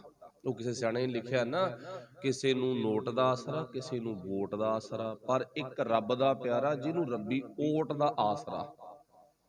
ਉਹ ਨਾ ਵੋਟ ਤੇ ਯਕੀਨ ਕਰਦਾ, ਨਾ ਉਹ ਨੋਟ ਤੇ ਯਕੀਨ ਕਰਦਾ, ਉਹ ਇੱਕ ਪਰਮਾਤਮਾ ਦੀ ਓਟ ਤੇ ਯਕੀਨ ਕਰਦਾ। ਓਟ ਤੋਂ ਭਾਵ ਹੁੰਦਾ ਆਸਰਾ। ਓਟ ਤੋਂ ਭਾਵ ਆਸਰਾ ਨਾ, ਅਸੀਂ ਉੱਡਦੇ ਆਸਰੇ ਤੇਰੇ, ਦੁਨਿਆਵੀ ਲੈਣਾ ਕਿਸੇ ਕਵੀ ਨੇ ਲਿਖੀਆਂ ਨੇ, ਅਸੀਂ ਉੱਡਦੇ ਆਸਰੇ ਤੇਰੇ ਨਾਲ। ਵਾਕਈ ਸੱਚ ਆ, ਹਰ ਕੋਈ ਇਨਸਾਨ ਪਰਮਾਤਮਾ ਦੇ ਆਸਰੇ ਉੱਡਦਾ, ਪਰ ਇੱਕ ਉਹ ਇਨਸਾਨ ਆ ਜਿਹੜਾ ਮੰਨ ਲੈਂਦਾ ਵੀ ਵਾਕਈ ਵਾਹਿਗੁਰੂ ਜੀ, ਮਾਲਕ ਜੀ, ਉਹ ਵਾਕਈ ਸੱਚ ਆ, ਮੈਂ ਤੇਥੋਂ ਬਿਨਾਂ ਤੁਰ ਨਹੀਂ ਸਕਦਾ, ਤੇਰੇ ਹੁਕਮ ਤੋਂ ਬਿਨਾਂ ਮੇਰਾ ਸਾਹ ਨਹੀਂ ਆ ਸਕਦਾ, ਤੇਰੇ ਹੁਕਮ ਦੇ ਵਿੱਚ ਹੀ ਮੈਨੂੰ ਸਾਹ ਆਉਂਦੇ ਨੇ। ਜਦੋਂ ਬੰਦੇ ਨੇ ਆਹ ਗੱਲ ਦੇਖ ਲਈ, ਬੰਦਾ ਸ਼ਾਬਾਸ਼ੇ ਦਾ ਪਾਤਰ ਬਣ ਜਾਂਦਾ। ਗੱਲ ਇੰਨੀ ਕੀ ਆ। ਅੱਛਾ, ਜਿਹੜਾ ਇਹ ਗੱਲ ਵੇਖਦਾ ਨਹੀਂ ਤੁਰਦਾ, ਉਹ ਵੀ ਰੱਬ ਦੇ ਆਸਰੀ ਆ। ਐਸੀ ਗੱਲ ਨਹੀਂ ਵੀ ਨਹੀਂ ਤੁਰਦਾ, ਪਰ ਤੁਰਦਾ ਹੈ, ਪਰ ਉਹਨੇ ਵੇਖੀ ਨਹੀਂ, ਉਹ ਅਕਿਰਤਕਣ ਬਣ ਗਿਆ, ਜਾਣੀ ਕਿ ਰੱਬ ਦੇ ਪਰਉਪਕਾਰ ਨੂੰ, ਰੱਬ ਦੇ ਗੁਣਾਂ ਨੂੰ ਭੁੱਲ ਗਿਆ। ਚਲੋ, ਆਪਣੀ ਵਿਚਾਰ ਸੀ। ਕਬੀਰ ਸਾਹਿਬ ਜੀ ਕਹਿੰਦੇ, ਮੈਨੂੰ ਮੌਤ ਦਾ ਡਰ ਕੋਈ ਨਹੀਂ ਰਿਹਾ। ਇੱਥੇ ਦੋ ਤਰ੍ਹਾਂ ਦੀ ਮੌਤ ਦਾ ਜ਼ਿਕਰ ਕੀਤਾ ਕਬੀਰ ਸਾਹਿਬ ਨੇ, ਇੱਕ ਸਰੀਰਕ ਮੌਤ ਦਾ ਤੇ ਇੱਕ ਅਧਿਆਤਮਿਕ ਮੌਤ ਦਾ। ਮੈਨੂੰ ਮੌਤ ਦਾ ਡਰ ਕੋਈ ਨਹੀਂ ਰਿਹਾ, ਤੇ ਤਾਈਓ ਮੈਂ ਇਹ ਆਪ ਮੁਹਾਰੇ ਬਚਨ ਬੋਲ ਦਿੱਤੇ। ਕਬੀਰ ਜਿਸ ਮਰਨੇ ਤੇ ਜਗ ਡਰੈ, ਮੇਰਾ ਮਨ ਆਨੰਦ, ਮਰਨੇ ਹੀ ਤੇ ਪਾਈਐ ਪੂਰਨ ਪਰਮਾਨੰਦ। ਗੱਲ ਬਿਲਕੁਲ ਸੌਖੀ ਹੈ, ਗੱਲ ਬਿਲਕੁਲ ਤੁਸੀਂ ਬੜੇ ਵਾਰੀ ਸੁਣੀ ਆ, ਬੜੇ ਵਾਰੀ ਪੜ੍ਹੀ ਆ। ਹੁਣ ਆਪਣੀ ਵਿਚਾਰ ਸੀ ਵੀ ਇਹ ਗੱਲ ਕਦੋਂ ਕਹੀ? ਜਦੋਂ ਕਬੀਰ ਸਾਹਿਬ ਨੇ ਆਪਣੇ ਮਨ ਦੇ ਵਿਚਾਰ ਚੈੱਕ ਕਰ ਲਏ, ਉਦੋਂ ਕਹੀ। ਕਿਉਂ ਕਹੀ? ਕਿਉਂਕਿ ਉਹਨਾਂ ਨੂੰ ਡਰ ਮੁੱਕ ਗਿਆ। ਉਹ ਆ ਮੂਰਤ ਬਣ ਗਏ, ਭੈ ਕਾਹੂ ਕੋ ਦੇਤ ਨੈ, ਨਹਿ ਭੈ ਮਾਨਤ ਆਨ। ਨਾ ਕਿਸੇ ਨੂੰ ਭੈ ਦਿੰਦੇ ਆ, ਤੇ ਨਾ ਕਿਸੇ ਦੇ ਭੈ ਹੇਠ ਜਿਉਂਦੇ ਨੇ। ਉਹਨਾਂ ਦਾ ਸਵਾਏ ਬਣ ਗਿਆ ਨਾ, ਨਿਰਭਉ ਤੇ ਨਿਰਵੈਰ ਦੇ ਧਾਰਨੀ ਬਣ ਗਏ। ਵੈਰ ਕੋਈ ਨਹੀਂ ਕਿਸੇ ਨਾਲ। ਹੁਣ ਆਪਾਂ ਨਾ ਬਨਾਰਸ ਦੇ ਵਿੱਚ 1 ਮਿੰਟ ਵਾਸਤੇ ਆਪਣੇ ਦਿਮਾਗ ਨੂੰ ਲੈ ਕੇ ਚੱਲੋ। ਵੈਸੇ ਆਪਾਂ ਸਰੀਰ ਕਰਕੇ ਭਾਵੇਂ ਨਹੀਂ ਗਏ, ਪਰ ਆਪਾਂ ਗੁਰੂ ਦੀ ਮੱਤ ਦੇ ਅਨੁਸਾਰ ਆਪਣੇ ਦਿਮਾਗ ਨੂੰ ਉੱਥੇ ਲਿਜਾ ਸਕਦੇ ਹਾਂ। ਜੋ ਧਾਰਮਿਕ ਲਿਟਰੇਚਰ ਪੜ੍ਹਿਆ, ਗੁਰੂ ਸਾਹਿਬ ਦਾ ਗਿਆਨ ਆਪਾਂ ਪ੍ਰਾਪਤ ਕੀਤਾ। ਭਗਤ ਕਬੀਰ ਸਾਹਿਬ ਦੀ ਆਪਾਂ ਹਿਸਟਰੀ ਪੜ੍ਹੀ, ਗਿਆਨ ਪ੍ਰਾਪਤ ਕੀਤਾ। ਭਗਤ ਕਬੀਰ ਸਾਹਿਬ ਦਾ ਬਾਣੀ ਪੜ੍ਹੀ ਆ ਨਾ, ਬਾਣੀ ਦੇ ਤੇ ਇਤਿਹਾਸ ਦੇ ਮੁਤਾਬਕ 1 ਸੈਕਿੰਡ 1 ਮਿੰਟ ਦੇ ਲਈ ਆਪਾਂ ਬਨਾਰਸ ਵਿੱਚ ਚੱਲੀਏ ਸਾਰੇ। ਨਿਰਭਉ ਨਿਰਵੈਰ, ਇਹ 2 ਪੁਆਇੰਟ ਦੇਖਣ ਵਾਸਤੇ। ਵਾਹਿਗੁਰੂ ਭਲਾ ਕਰੇ। ਜਦੋਂ ਨਾ ਨਵੀਂ ਰਿਸ਼ਤੇਦਾਰੀ ਬਣਦੀ ਹੈ ਬੰਦੇ ਦੀ, ਇੱਕ ਐਗਜ਼ਾਮਪਲ ਆ, ਉਦਾਹਰਨ ਆ ਸਮਝਣ ਵਾਸਤੇ, ਤਾਂ ਉਦੋਂ ਬੰਦਾ ਨਾ ਜਿਸ ਪਿੰਡ ਦੇ ਨਾਲ, ਜਿਹੜੇ ਵੀਰ ਨਾਲ ਸਾਡੀ ਦੋਸਤੀ ਰਿਸ਼ਤਾ ਬਣ ਰਿਹਾ ਗਾ, ਉਹਦਾ ਸੰਬੰਧ ਜੁੜਿਆ ਹੁੰਦਾ, ਆਪਾਂ ਉਸ ਪਿੰਡ ਦੇ ਵਿੱਚੋਂ ਪਤਾ ਕਰਦੇ ਹੁੰਦੇ ਆ, ਨਾ ਪਤਾ ਵੀ ਫਲਾਨਾ ਜਿਹੜਾ ਵੀਰ ਆ ਨਾ, ਫਲਾਨਾ ਜਿਹੜਾ ਪਰਿਵਾਰ ਆ, ਉਹਦੇ ਨਾਲ ਸਾਡੀ ਧੀ ਦਾ ਜਾਂ ਸਾਡੇ ਪੁੱਤ ਦਾ ਰਿਸ਼ਤਾ ਜੁੜ ਰਿਹਾ। ਭਾਈ ਕਿਹੋ ਜਿਹਾ ਪਰਿਵਾਰ ਆ ਉਹ? ਚਲੋ, ਜਿਨ੍ਹਾਂ ਨੂੰ 2-4 ਦਾਨੇ ਪੁਰਖਾਂ ਨੂੰ ਪੁੱਛਿਆ, ਉਹਨਾਂ ਨੇ ਜਿਹੋ ਜਿਹਾ ਸੀ ਉਹੋ ਜਿਹਾ ਦੱਸਤਾ। ਉਦੋਂ ਗਾਹਾਂ ਰਹੇਗੀ ਸਾਡੀ ਮਰਜ਼ੀ ਵੀ ਅਸੀਂ ਰਿਸ਼ਤਾ ਜੋੜਨਾ ਜਾਂ ਨਹੀਂ ਜੋੜਨਾ। ਇਹ ਗੱਲ ਬਣ ਗਈ ਨਾ। ਹੁਣ ਆਪਾਂ ਕਬੀਰ ਸਾਹਿਬ ਨੂੰ ਰੋਜ਼ ਪੜ੍ਹਦੇ ਆ, ਰੋਜ਼ ਸੁਣਦੇ ਆ, ਤੇ ਕਬੀਰ ਸਾਹਿਬ ਨਾਲ ਨਾ ਆਪਾਂ ਰਿਸ਼ਤੇਦਾਰੀ ਪਾਉਣੀ ਆ। ਕਬੀਰ ਸਾਹਿਬ ਨਾਲ ਨਾ ਆਪਾਂ ਰਿਸ਼ਤੇਦਾਰੀ ਪਾਉਣੀ ਆ, ਤੇ ਰਿਸ਼ਤੇਦਾਰੀ ਪਾਉਣ ਤੋਂ ਪਹਿਲਾਂ ਆਪਾਂ ਕਬੀਰ ਸਾਹਿਬ ਦੇ ਪਿੰਡ ਚੱਲੋ ਸਾਰੇ ਜਣੇ, ਤੇ ਉੱਥੋਂ ਪੁੱਛੋ ਜਾ ਕੇ ਵੀ ਕਬੀਰ ਸਾਹਿਬ ਜੋ ਕਹਿ ਰਹੇ ਨੇ ਇਵੇਂ ਦੀ ਆ, ਜੋ ਆਪਣੇ ਆਪ ਕਹਿ ਰਹੇ ਆ ਨਾ ਇਵੇਂ ਦੀ ਆ ਉਹ, ਕਿ ਉਹਦਾ ਸੁਭਾਅ ਅਲੱਗ ਆਗਾ। ਤੇ ਫਿਰ ਉੱਥੋਂ ਦੇ ਨਾ ਵਾਸੀ ਦੱਸ ਦੇਣਗੇ। ਹੁਣ ਕਬੀਰ ਸਾਹਿਬ ਕਹਿੰਦੇ ਮੇਰੇ ਮਨ 'ਚ ਬੈਰ ਕੋਈ ਨਹੀਂ। ਆਪਾਂ ਪੁੱਛ ਕੇ ਆਓ ਬਨਾਰਸ ਵਿੱਚ ਚੱਲ ਕੇ ਵੀ ਕਬੀਰ ਸਾਹਿਬ ਕਿਸੇ ਨਾਲ ਵੈਰ ਤਾਂ ਨਹੀਂ ਰੱਖਦਾਗਾ, ਈਰਖਾ ਤਾਂ ਨਹੀਂ ਰੱਖਦਾਗਾ, ਮਨ ਦੇ ਵਿੱਚ ਖੋਟੇ ਵਿਚਾਰ ਤਾਂ ਨਹੀਂ ਰੱਖਦਾਗਾ। ਹੁਣ ਉੱਥੋਂ ਦੇ ਵਾਸੀਆਂ ਨੇ ਦੱਸਤਾ, ਕਹਿੰਦੇ ਨਹੀਂ ਇਹ ਤਾਂ ਬਹੁਤ ਭਲਾ ਮਾਨਸ ਬੰਦਾ, ਉਹਨਾਂ ਨੇ ਦੱਸਤਾ ਸਾਨੂੰ। ਦੂਜੀ ਗੱਲ ਕਬੀਰ ਸਾਹਿਬ ਜੀ ਕਹਿੰਦੇ ਆ ਮੈਨੂੰ ਡਰ ਕਿਸੇ ਤੋਂ ਨਹੀਂ ਲੱਗਦਾ। ਪਹਿਲੀ ਗੱਲ, ਮੈਂ ਡਰਾਉਂਦਾ ਕਿਸੇ ਨੂੰ ਨਹੀਂ, ਈਰਖਾ ਮੇਰੇ ਅੰਦਰ ਕੋਈ ਨਹੀਂ ਕਿਸੇ ਪ੍ਰਤੀ। ਤੇ ਦੂਜੀ ਗੱਲ ਕੀ ਹੈ, ਮੈਂ ਡਰਦਾ ਕਿਸੇ ਤੋਂ ਨਹੀਂ। ਹੁਣ ਲੱਗਦੇ ਹੱਥ ਆਪਾਂ ਕਬੀਰ ਸਾਹਿਬ ਦੇ ਪਿੰਡ ਗਏ ਆ ਨਾ ਬਨਾਰਸ ਦੇ ਵਿੱਚ, ਇਹ ਵੀ ਪੁੱਛ ਲਓ ਵੀ ਭਾਈ ਕਬੀਰ ਸਾਹਿਬ ਡਰਦਾ ਤਾਂ ਨਹੀਂ ਕਿਸੇ ਤੋਂ, ਕਿਉਂਕਿ ਆਪਣਾ ਪਿਆਰ ਕਬੀਰ ਸਾਹਿਬ ਨਾਲ ਫੇਰ ਬਣੂ ਨਾ। ਕੇਵਲ ਰਸਮੀ ਤੌਰ ਤੇ ਨਾ ਅਖੰਡ ਪਾਠ ਵੇਲੇ ਇਹ ਗੱਲ ਕਹਿ ਦੇਣੀ ਕਬੀਰ ਸਾਹਿਬ ਦੇ ਸ਼ਲੋਕ ਮੈਨੂੰ ਬੜੇ ਵਧੀਆ ਲੱਗਦੇ ਨੇ, ਇੰਨਾ ਕਹਿ ਕੇ ਨਹੀਂ ਸਰਨਾ। ਪਰ ਕਬੀਰ ਸਾਹਿਬ ਦੀ ਪੂਰੀ ਡਿਟੇਲ ਲੈਣੀ ਪਊ ਵੀ ਜੋ ਕਹਿ ਰਹੇ ਨੇ ਉਹਨਾਂ ਤੇ ਉਹ ਖਰੇ ਉਤਰੇ ਆ ਜਾਂ ਨਹੀਂ ਉਤਰੇ, ਉਹਨਾਂ ਦੇ ਜੀਵਨ ਵਿੱਚ ਉਹ ਗੱਲਾਂ ਸਨ ਜਾਂ ਨਹੀਂ ਸਨ। ਇਸ ਗੱਲ ਦਾ ਆਪਾਂ ਧਿਆਨ ਮਾਰਨਾਗਾ, ਇਸ ਗੱਲ ਵੱਲ ਆਪਣਾ ਧਿਆਨ ਲੈ ਕੇ ਜਾਣਾ। ਕਿਉਂਕਿ ਵਿਚਾਰ ਚੱਲੀ ਸੀ ਬੰਦੇ ਖੋਜ ਦਿਲ ਹਰ ਰੋਜ਼। ਆਪਣੇ ਆਪ ਨੂੰ ਖੋਜ, ਆਪਣੇ ਆਪ ਨੂੰ ਖੋਜਣਾ, ਆਪਣੇ ਮਨ ਦੇ ਵਿਚਾਰ ਚੈੱਕ ਕਰ, ਆਪਣੇ ਦਿਮਾਗ ਦੀ, ਆਪਣੀ ਅੰਦਰ ਦੀ ਸਥਿਤੀ ਵੇਖ ਕਿਹੋ ਜੀ ਆ। ਤੇਰਾ ਦਿਮਾਗ ਡਾਮਾਡੋਲ ਤਾਂ ਨਹੀਂ ਹੈ? ਜੇ ਦਿਮਾਗ ਮਨ ਡਾਮਾਡੋਲ ਆ ਨਾ ਤੇ ਤਨ ਡੋਲੇਗਾ ਹੀ ਡੋਲੇਗਾ। ਜੇ ਮਨ ਨਹੀਂ ਡੋਲਦਾ ਤਾਂ ਤਨ ਵੀ ਨਹੀਂ ਡੋਲਦਾਗਾ। ਇੱਥੇ ਹੁਣ ਭਗਤ ਕਬੀਰ ਸਾਹਿਬ ਜੀ ਦੇ ਬਾਰੇ ਆਪਾਂ ਪੁੱਛਣ ਗਏ ਆ ਵੀ ਭਗਤ ਕਬੀਰ ਸਾਹਿਬ ਜੀ ਕਹਿੰਦੇ ਮੈਂ ਨਿਰਵੈਰ ਆ, ਸੱਚਮੁੱਚ ਆ? ਕਹਿੰਦੇ ਹਾਂ ਭਾਈ ਇਵੇਂ ਹੀ ਆ। ਉੱਥੋਂ ਦੇ ਵਾਸੀਆਂ ਨੇ ਦੱਸਤਾ, ਉਹ ਝੂਠ ਨਹੀਂ ਬੋਲੇ, ਕਿਉਂਕਿ ਪਿੰਡ ਦੇ ਵਸਨੀਕ ਆ ਨਾ, ਉਹਨਾਂ ਨੇ ਦੱਸਤਾ। ਉਹਨੇ ਅੱਗੇ ਕਿਹਾ ਵੀ ਮੈਂ ਕਿਸੇ ਤੋਂ ਡਰਦਾ ਵੀ ਨਹੀਂ। ਹੁਣ ਆਪਾਂ ਇਹ ਵੀ ਪੁੱਛ ਲੋ ਲੱਗਦੇ ਹੱਥ ਵੀ ਕਬੀਰ ਸਾਹਿਬ ਕਿਸੇ ਤੋਂ ਡਰਦੇ ਤਾਂ ਨਹੀਂ? ਉੱਥੋਂ ਦੇ ਵਾਸੀਆਂ ਨੇ ਦੱਸਤਾ ਨਾ, ਡਰਦੇ ਨਹੀਂ। ਸਾਨੂੰ ਕੋਈ ਪ੍ਰੂਫ ਦਿਓ ਨਾ ਡਰਨ ਦਾ, ਸਾਨੂੰ ਤਾਂ ਡਰ ਬਹੁਤ ਲੱਗਦਾ, ਸਾਨੂੰ ਨਾ ਡਰਨ ਦਾ ਨਾ ਪ੍ਰੂਫ ਦਿਓ। ਤੇ ਹੁਣ ਕਬੀਰ ਸਾਹਿਬ ਦਾ ਪ੍ਰੂਫ ਦਿੰਦੇ ਆ ਉੱਥੋਂ ਦੇ ਵਾਸੀ। ਕੀ ਕਹਿੰਦੇ ਨੇ? ਕਹਿੰਦੇ ਨਾ ਕਬੀਰ ਸਾਹਿਬ ਨੇ ਤਾਂ ਬਨਾਰਸ ਦੇ ਵਿੱਚ ਰਹਿਣ ਵਾਲੇ ਕਹਿੰਦੇ ਕਹਾਉਂਦੇ ਰਾਜਨੀਤਿਕਾਂ ਦੀਆਂ ਗੋਡਣੀਆਂ ਲਵਾਤੀਆਂ। ਤੇ ਸਾਡੇ ਕੋਲੇ ਹਿੰਮਤ ਹੈਗੀ ਆ? ਗੌਰ ਕਰਕੇ ਵੇਖਣੀ ਆ ਕਿ ਕਿੱਡੀ ਤਕੜੀ, ਉੱਥੋਂ ਦੇ ਲੋਕਾਂ ਨੇ ਕਿੱਡੀ ਤਕੜੀ ਗੱਲ ਕਹੀ ਆ। ਕਹਿੰਦੇ ਕਹਾਉਂਦੇ ਦੀ ਨੱਕ ਨਾਲ ਲਕੀਰ ਕਢਾਉਣੀ। ਇਹ ਜਿਹੜਾ ਬੰਦਾ ਡਰਦਾ ਨਹੀਂ ਨਾ, ਉਸੇ ਦੇ ਹਿੱਸੇ ਸੇਵਾ ਆਉਂਦੀ ਆ। ਤੇ ਜਿਹੜਾ ਡਰਪੋਕ ਹੁੰਦਾ ਉਲਟਾ, ਉਹ ਭਾਵੇਂ ਸਹੀ ਹੋਵੇ ਪਰ ਉਹ ਕਿਸੇ ਦੇ ਅਧੀਨ ਹੋ ਕੇ ਨੱਕ ਨਾਲ ਲਕੀਰਾਂ ਖੁਦ ਹੀ ਕੱਢ ਦਿੰਦਾ। ਜਿਹਨੂੰ ਆਪਾਂ ਕਹਿ ਦਈਏ ਨਾ ਜਿਵੇਂ ਕੁੱਤਾ ਲੱਤਾਂ 'ਚ ਪੂਛ ਲੈ ਲੈਂਦਾ, ਉਹ ਡਰ ਦਾ ਪ੍ਰਤੀਕ ਹੁੰਦਾ ਉਹਦਾ, ਵੀ ਡਰ ਗਿਆ। ਤੇ ਦੂਜਾ ਕੁੱਤਾ ਜਿਹੜਾ ਘੂਰਦਾ ਹੁੰਦਾ, ਉਹ ਚੁੱਪ ਕਰ ਜਾਂਦਾ ਵੀ ਹੁਣ ਤਾਂ ਬਸ ਇਹਨੇ ਹਾਰ ਮੰਨ ਲਈ, ਹੁਣ ਕਾਹਨੂੰ ਧੌਣ ਤੋਂ ਫੜਨਾ ਇਹਨੂੰ। ਵੈਸੇ ਸਾਡੀ ਦੁਨੀਆ ਦਾ ਸੁਭਾਅ ਸਾਨੂੰ ਇਦਾਂ ਡਰਾ ਕੇ ਧਮਕਾ ਕੇ ਲੁੱਟ ਰਹੇ ਨੇ, ਚਾਹੇ ਉਹ ਦੁਨੀਆ ਦੇ ਵਿੱਚ ਰਹਿਣ ਵਾਲੇ ਲੋਟੂ ਬਾਬੇ ਨੇ ਤੇ ਚਾਹੇ ਉਹ ਕੋਈ ਆਮ ਲੀਡਰ ਆ, ਚਾਹੇ ਕੋਈ ਆਮ ਅਫਸਰ ਆ, ਕੋਈ ਰਿਸ਼ਵਤ ਲੈਂਦਾ, ਕੋਈ ਰਿਸ਼ਵਤ ਦਿੰਦਾ। ਕੌਣ ਆ? ਮਤਲਬ ਅਸੀਂ ਖੁਦ ਹੀ ਡਰਪੋਕ ਹਾਂ। ਵਾਹਿਗੁਰੂ ਭਲਾ ਕਰੇ, ਬਿਰਲਿਆਂ ਨੂੰ ਛੱਡ ਕੇ ਭਗਤ ਕਬੀਰ ਸਾਹਿਬ ਜੀ ਬਾਰੇ ਜਦੋਂ ਪੁੱਛਿਆ ਨਾ, ਕਹਿੰਦੇ ਨਹੀਂ ਜੀ ਉਹ ਡਰਦੇ ਨਹੀਂ ਕਿਸੇ ਤੋਂ, ਸੱਚਮੁੱਚ ਉਹਨਾਂ ਨੇ ਤਾਂ ਨਾ ਕਹਿੰਦੇ ਕਹਾਉਂਦਿਆਂ ਦਾ ਮੂੰਹ ਫੇਰਿਆ ਪਿਆ, ਤੇ ਫੇਰਿਆ ਵੀ ਆ, ਕੋਈ ਸ਼ੱਕ ਨਹੀਂ, ਰਾਜਨੀਤਿਕਾਂ ਦਾ ਵੀ ਅਤੇ ਪੁਜਾਰੀਆਂ ਦਾ ਵੀ। ਉਹਦੇ ਬਾਰੇ ਤੁਸੀਂ ਸਾਰੇ ਜਾਣਦੇ ਹੋ, ਮੈਂ ਉਧਰਲੇ ਪਾਸੇ ਨਹੀਂ ਜਾਣਾ। ਸਿਰਫ ਆਪਾਂ ਇੰਨਾ ਹੀ ਵੇਖਣਾ ਸੀ ਵੀ ਕਬੀਰ ਸਾਹਿਬ ਨੇ ਲਿਖਿਆਗਾ, ਕਬੀਰ ਜਿਸਮ ਮਰਨੇ ਤੇ ਜਗ ਡਰੈ, ਮੇਰਾ ਮਨ ਆਨੰਦ ਮਰਨੇ ਹੀ ਤੇ ਪਾਈਐ ਪੂਰਨ ਪਰਮਾਨੰਦ। ਵੀ ਕੀ ਕਬੀਰ ਸਾਹਿਬ ਨੇ ਬਚਨ ਕਹੇ ਨੇ, ਇਹ ਗੁਣ ਸੀ ਉਹਨਾਂ ਚ ਕਿ ਨਹੀਂ ਸੀ? ਸੀਗਾ। ਤੇ ਤਾਈਨੂੰ ਆਪਾਂ ਦੋ ਗੱਲਾਂ ਪੁੱਛ ਲਈਆਂ। ਕਿਉਂ ਕਹੇ? ਉਹ ਕਹਿੰਦੇ ਮੈਂ ਆਪਣੇ ਵਿਚਾਰ ਚੈੱਕ ਕਰ ਲਏ। ਕਦੋਂ ਕਹੇ? ਜਦੋਂ ਨਿਰਭਉ ਤੇ ਨਿਰਵੈਰ ਜੀਵਨ ਸੀ। ਤੇ ਤੀਜੀ ਗੱਲ, ਜਦੋਂ ਮਨੁੱਖ ਨੇ ਆਪਣੇ ਮਨ ਦੇ ਵਿਚਾਰ ਵੇਖ ਲਏ, ਬੰਦੇ ਨੇ ਆਪਣੇ ਆਪ ਤੇ ਖੋਜ ਕਰ ਲਈ। ਨੰਬਰ 2 ਤੇ ਨਿਰਭਉ ਤੇ ਨਿਰਵੈਰ ਵਾਲੀ ਜ਼ਿੰਦਗੀ ਆ ਗਈ, ਨਾ ਮੌਤ ਦਾ ਡਰ ਆ, ਨਾ ਕੋਈ ਹੋਰ ਫਿਕਰ ਆ। ਚਿੰਤਾ ਤੋਂ ਬੰਦਾ ਹੋ ਗਿਆ ਮੁਕਤ। ਨਾਨਕ ਚਿੰਤਾ ਮਤ ਕਰੋ, ਚਿੰਤਾ ਤਿਸਹੀ ਹੈ। ਚਿੰਤਾ ਉਹਨਾਂ ਕੰਮਾਂ ਦੀ ਕਰਨੀ ਹੁੰਦੀ ਆ ਜਿਹੜੇ ਕੰਮ ਸਾਡੇ ਕੱਲਿਆਂ ਨਾਲ ਵਾਪਰਨ। ਨੌਵੇਂ ਪਾਤਸ਼ਾਹ ਜੀ ਵੀ ਆਪਣੀ ਪਾਵਨ ਬਾਣੀ ਵਿੱਚ ਲਿਖਦੇ ਨੇ, ਚਿੰਤਾ ਤਾਂ ਕੀ ਕੀਜੀਐ ਜੋ ਅਨਹੋਣੀ ਹੋਏ। ਜੇ ਤੇਰੇ ਕੱਲੇ ਨਾਲ ਵਾਪਰੀ ਹੈ ਨਾ ਚਿੰਤਾ, ਤੂੰ ਤਾਂ ਕਰ। ਜੇ ਸਾਰੇ ਬਿਮਾਰ ਹੁੰਦੇ ਨੇ, ਕੈਂਸਰ ਸਭ ਨੂੰ ਹੀ ਆ, ਕਿਉਂ ਡਰਦਾ ਫਿਰ? ਇੱਕ ਸੌਖੀ ਜਿਹੀ ਉਦਾਹਰਨ ਆ ਨਾ, ਜੇ ਸਾਰੇ ਹੀ ਬਿਮਾਰ ਨੇ ਤਾਂ ਤੂੰ ਡਰਨਾ, ਤੂੰ ਵੀ ਉਹਨਾਂ ਬਿਮਾਰਾਂ ਚ ਹੀ ਆ, ਤਾਂ ਕੀ ਹੋ ਗਿਆ ਫਿਰ? ਜੇ ਸਾਰੇ ਮਰਦੇ ਨੇ, ਮਰਨਗੇ, ਤੇ ਆਪਾਂ ਕੋ ਡਰੀਏ ਫਿਰ? ਆਪਾਂ ਵੀ ਮਰ ਜਾਣਾਗਾ, ਰਹਿਣਾ ਕਿਸੇ ਨੇ ਵੀ ਨਹੀਂ।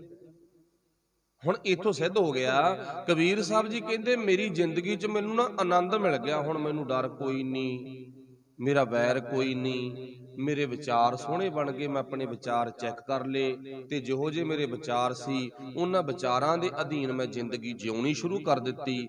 ਹੁਣ ਮੈਨੂੰ ਸਰੀਰਕ ਮੌਤ ਦਾ ਖੌਫ, ਡਰ ਉਹ ਦੂਰ ਹੋ ਗਿਆ। ਮੈਨੂੰ ਸਰੀਰਕ ਤਲ ਤੇ ਨਾ ਮੌਤ ਤੋਂ ਡਰ ਨਹੀਂ ਲੱਗਦਾ।